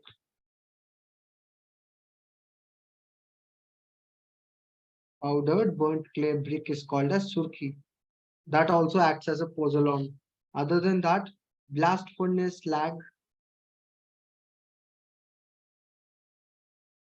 blast furnace slag, ये industrial by product है जो steel iron manufacturing industry से मिलती है, आती है. Silica fume, this also is an industrial by product. Silica fume. Rice husk ash. Rice husk को जब जलाते हैं होटल्स वगैरह में, इसका जो ऐश बचती है, that also is a pozzolan. Metakaolin. This is a natural mineral, metakaolin. These are the examples of pozzolans. Now, if you see the list, most of these are industrial by fly ash, powdered brick, blast furnace slag, silica fume, rice husk. All these are industrial byproducts. इसको अगर construction में use करेंगे, it is saving in the environment. अगर पुराने time में जब fly ash use नहीं होता था सीमेंट में, fly ash was just thrown out. It results in lot of air pollution and environment pollution. So आप एनवायरनमेंट को प्रोटेक्ट भी कर रहे हो, साथ ही में उसको कंस्ट्रक्शन में भी यूज कर रहे हो. So that is the advantage of using pozzolans in construction और in cement. So what is pozzolanic Portland cement? It is a type of cement in which pozzolans are mixed into cement. So pozzolans के examples पे questions आ सकते हैं. Pozzolanic Portland cement का meaning पे question आ सकता है. So इस type के questions exams में, competitive exams में आ सकता है. So these are the points which you can remember with respect to cement. अब next material पे चलते हैं. So we are talking about the components of the concrete. Cement के बारे में हमने discuss कर लिया है. Let us discuss about fine and coarse aggregate briefly. Right? So first and foremost, fine and coarse aggregate में फर्क क्या है? The main difference is in terms of size.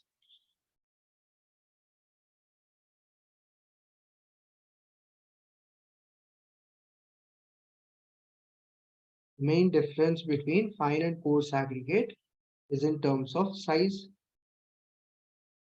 Fine aggregate and coarse aggregate. Fine aggregate, as the name suggests, इसका size finer होती है. Coarse aggregate, as the name suggests, इसका size बड़ा होता है. Coarse aggregate larger होती है.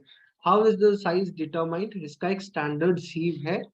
The difference between fine and coarse aggregate is established by Bureau of Indian Standards (BIS) sieve number. एक बार RPSC के 2018 के क्वेश्चन पेपर में ऐसा क्वेश्चन आया था. NBC is published by National Building Code कौन पब्लिश करता है? It is published by BIS, Bureau of Indian Standards. ये क्वेश्चन आया था. So Bureau of Indian Standards sieve number 480. एक standard sieve है इनका, sieve number 480. This sieve number 480 has an opening size of 4.75 mm. sieve क्या होती है? छन्नी बेसिकली. जाली काइंड ऑफ स्ट्रक्चर. इसमें जो जाली के ओपनिंग्स है वो 4.75 mm साइज के होते हैं. अब इस सीव के ऊपर if you put the aggregate which passes through it is called as fine aggregate. The aggregate which is not passing through it, that is called as coarse aggregate. So effectively, fine aggregate is the aggregate which has size less than 4.75 mm. Coarse aggregate has a size more than 4.75 because अंदर से नहीं pass हो रहा, right? So the aggregate which is not passing, क्यों नहीं pass हो रहा? Because its size is more than 4.75 mm. So the larger dimension, जो भी dimension है, अगर वो 4.75 mm से ज़्यादा है, that doesn't pass through it. So it is called as coarse aggregate. This is a simplistic way in which fine and coarse aggregate can be defined. Fine aggregate is of size generally less than 4.75 mm. This is something which you can remember. Next point, इसका एक technically size define करने के लिए, for example, let me tell you, अगर आपको मैंने एक sample दिया, if I give you a sample of coarse aggregate, उसमें बहुत सारे coarse aggregate के particles होंगे, 100, 200, 1000 particles हो सकते हैं उसमें, एक ऐसे pieces, 1000 पत्थर हो सकते हैं उसमें. इन सारे पार्टिकल्स के, all the particles whichever are in the sample, उसका एक एवरेज साइज अगर निकालेंगे, that number is called as fineness modulus. ये आप टर्म याद रख सकते हैं. मैं ज्यादा डिटेल में जाके इसको कैलकुलेट करते अब अगर सोचने के लिए तो ऐसा लग सकता है 1000 पार्टिकल्स का एवरेज साइज कैसे निकालेंगे. It looks like a tedious process but actually नहीं, इसका एक सिंपल प्रोसेस होती है कंक्रीट लैब में जो करते हैं. But I'm not going into those details of explaining you the process. RPSC के point of view से मुझको नहीं लगता इतना डिटेल में जाना necessary है. But term याद रख लो आप कि होता क्या है. It is called as fineness modulus. Fineness modulus होता क्या है? Fineness modulus. It is the average particle size of a given sample of aggregate. It is the average particle size of a given aggregate sample. Given aggregate sample. It is the average particle size of a given aggregate sample. मतलब अगर एक sample लेते हैं उसमें जितने भी particles 1000, 2000, 3000 whatever the number of particles in it are, उन सारे particles का एक average size निकालेंगे. That is called as fineness modulus. Based, I hope the definition is clear. Average, on average particles का क्या size है, ये बताता है fineness modulus. mm में, in mm, right? Obviously fineness modulus is a unitless coin. इसका unit नहीं कुछ होता है, but it basically tells you the average particle size in mm. कितना mm average particle size है, वो होता है fineness modulus. Based on this definition, can you tell me, अगर मैं fine aggregate का sample लेता हूँ, fine aggregate में all the particles are of less than 4.75 mm. So इसमें average particle size, that is fineness modulus. Can you tell me ये 4.75 mm से ज्यादा होगा या कम? Fineness modulus of fine aggregate, will it be more than 4.75 mm or less than 4.75 mm? Average particle size of a fine aggregate sample, will it be less or more than 4.75? Logically speaking, it will be less than 4.75 mm. So the recommended range for the fineness modulus of fine aggregate is 1.5 to 4. Generally इस range में होता है 1.5 से लेके 4 के range में कुछ भी हो सकता है. It is less than 4.75 mm for sure. Never fine aggregate can have a fineness modulus of more than 4.7. More than 4.75 technically possible ही नहीं है. Similarly, coarse aggregate का fineness modulus, obviously it will always be more than 4.75 mm. इसका एक recommended range है, जैसे fine aggregate का 1.5 to 4 होता है generally. Coarse aggregate का the range is 6.5 to 7.5 generally. या आप रेंज याद रख सकते हैं, कुछ कॉम्पिटिटिव एग्जाम्स में इस पे क्वेश्चंस आ चुके हैं कि recommended range of fineness modulus होता क्या है. So I told you what is the meaning of fineness modulus and how what is the recommended range of fineness modulus for fine and coarse aggregate, right? Next point, with respect to fine aggregate, there's a special property with respect to fine aggregate in particular that is called as bulking. So let us study about bulking. That will be the last concept for today because almost lecture के end में हम आ गए हैं. Water के बारे में भी कुछ properties है. So I think around 15-20 minutes of concrete का part, 10-15 minutes का और pending होगा, वो अगले class में I will cover. So let us discuss about the bulking concept, last concept for today.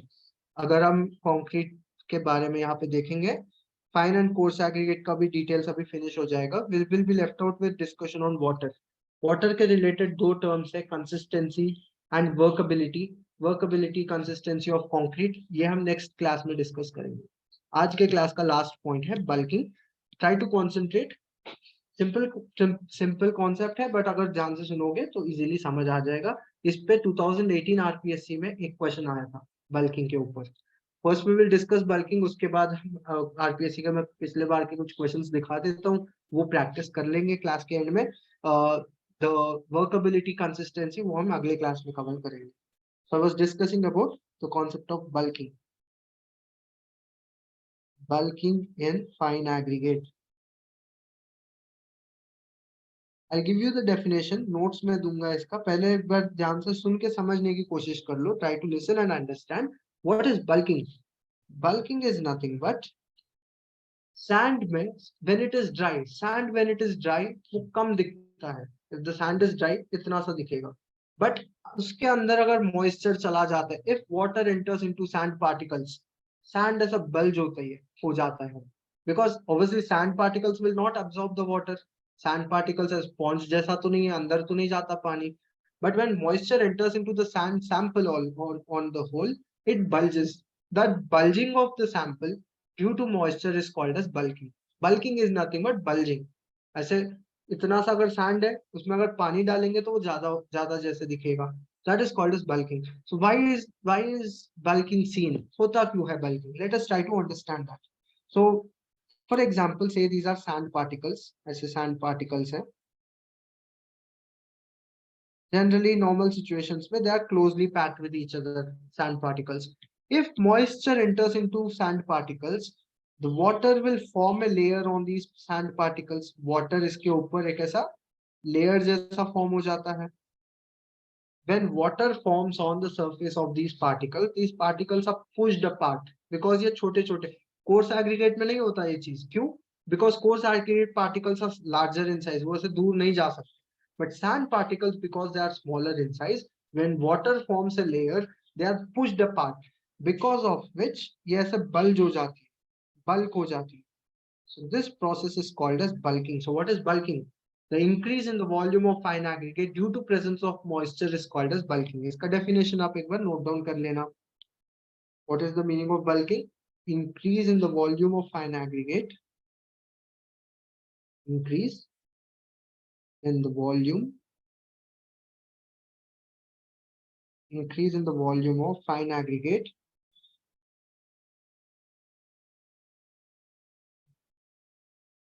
Increase in the volume of fine aggregate due to presence of moisture. Due to presence of moisture, due to presence of moisture is called bulking.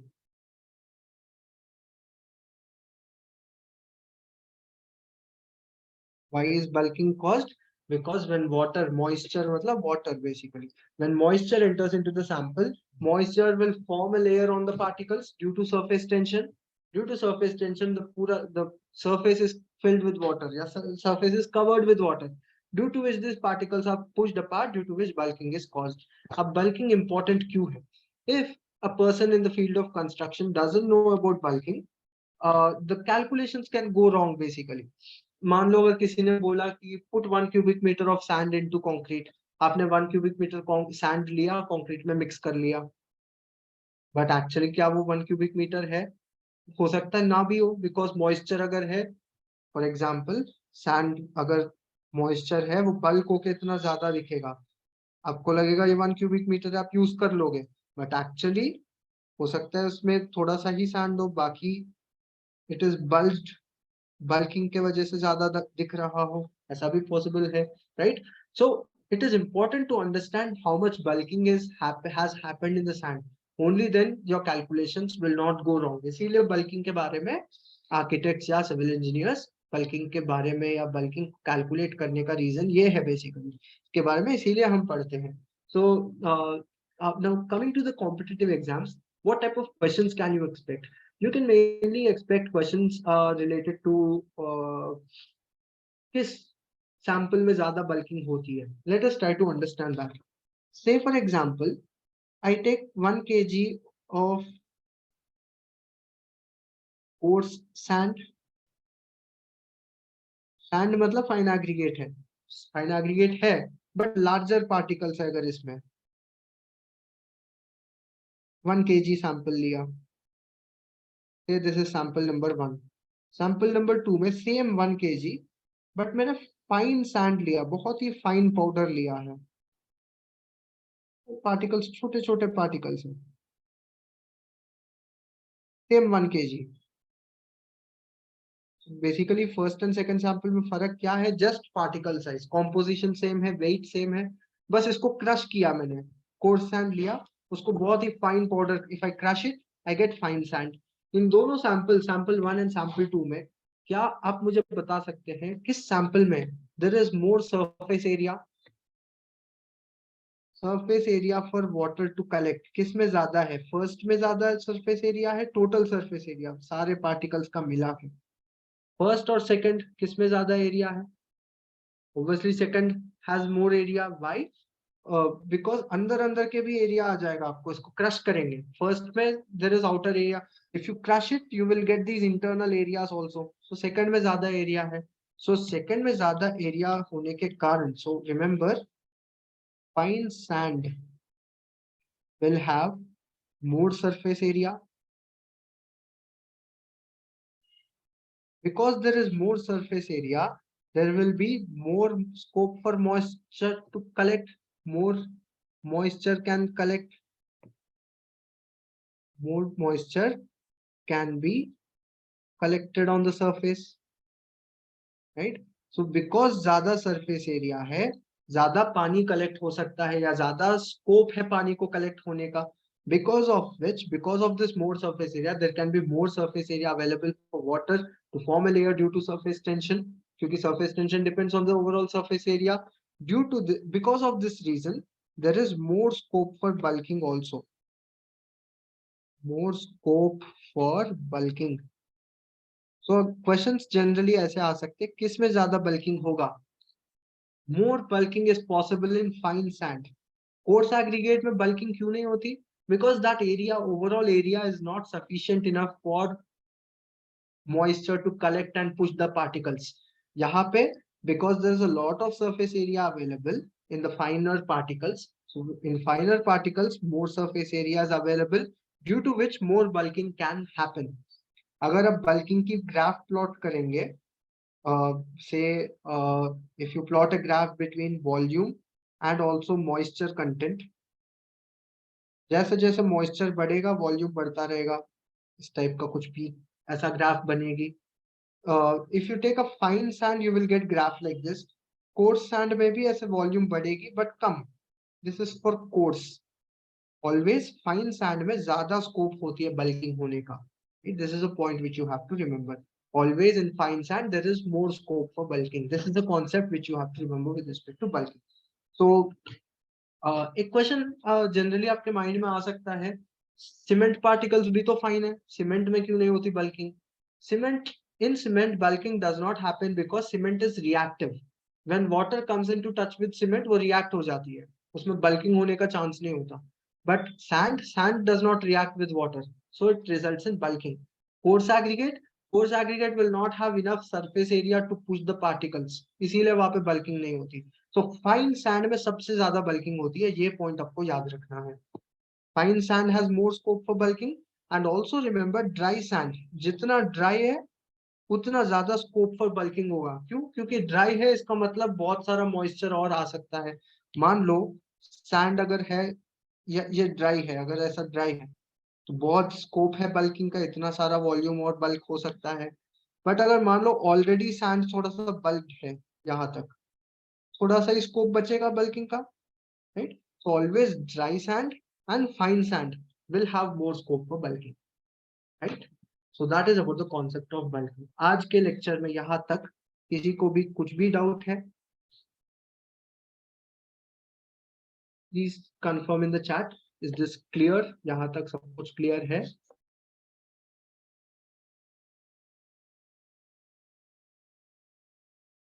Very good. Just 2 more minutes. Let us practice some questions. क्योंकि इतना पढ़ लिया है, एक बार देख भी लेते कि एग्जाम में कैसे क्वेश्चंस आए हैं पिछले आरपीएससी के पेपर्स में. एक बार let us practice few 2 or 3 questions. उसके बाद we will end the class.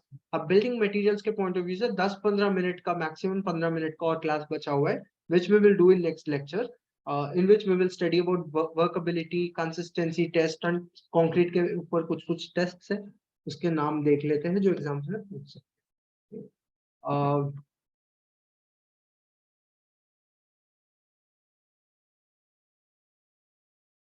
Let us look into some questions here.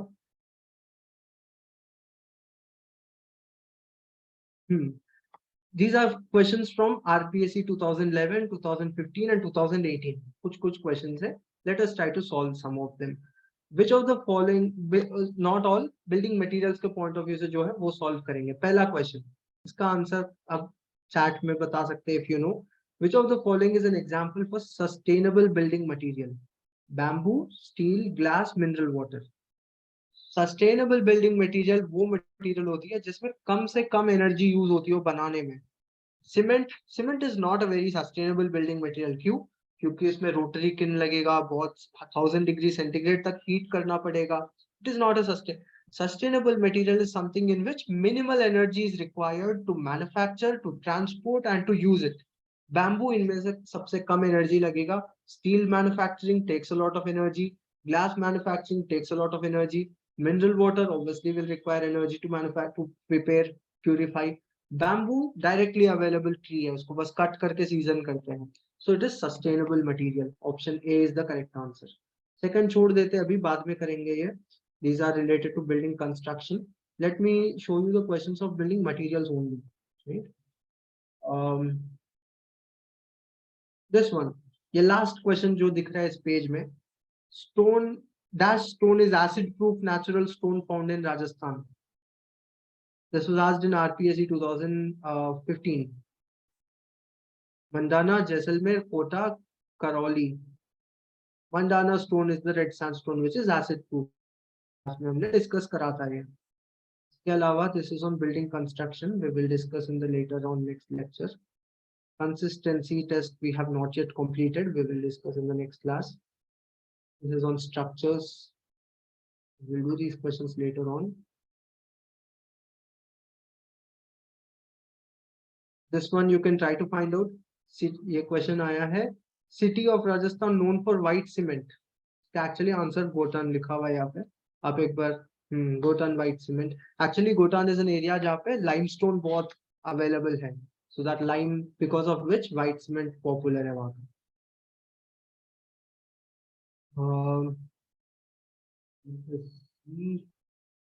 Answer me this last question here. Bulking of sand is highest in dash. Coarse sand, medium sand, fine sand, sand saturated with water. Fine sand is the correct answer. Sand saturated with water में bulking नहीं होती क्योंकि already उसमें पानी होगा. Already wet है तो bulking scope नहीं होता उसमें. Bulking is highest in fine sand. So that is the correct answer. ये कुछ structures का question देखो. ऐसे simple questions है. Shear force at the free end of cantilever beam. ऐसा कुछ question आया है.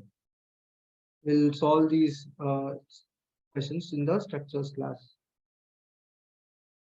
This is also again a building materials. Answer me this question. Natural granite used for cladding of buildings belongs to which category?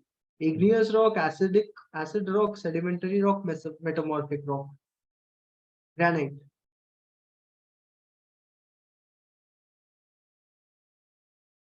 I told you already that granite is a intrusive type of igneous rock. So igneous rock option 1 is the correct answer. So that is all for today's lecture. We will meet in the next class and we will continue from here. बाकी इन questions में से workability और ये consistency के ऊपर एक question दिखा था यहाँ पे. You also have this super plasticizer के ऊपर कुछ question आया concrete में. So we will discuss about super plasticizer and also about the concept of say consistency test, workability. So these are some topics which are yet to be done on the building materials. We will cover this and we will start with the next topic, that is building construction, in the next class. Thank you for attending the class. I hope सब कुछ समझ आया. Any further doubts? कुछ भी चीज अगर doubt है या समझ नहीं आ रहा है, you can send me your doubts messages on the Career Revenues app directly. I will respond to your doubts there. I will upload a practice sheet इस lecture के लिए, क्योंकि टेस्ट सीरीज और स्टडी मटेरियल अभी आपके पास पहुंचा नहीं है, एक्टिवेट नहीं हुआ, तो मैं आपके स्टडी के लिए कुछ स्टडी मटेरियल ऐप पे शेयर कर दूंगा, career reviews app. Thank you for attending the class. Bye and good night.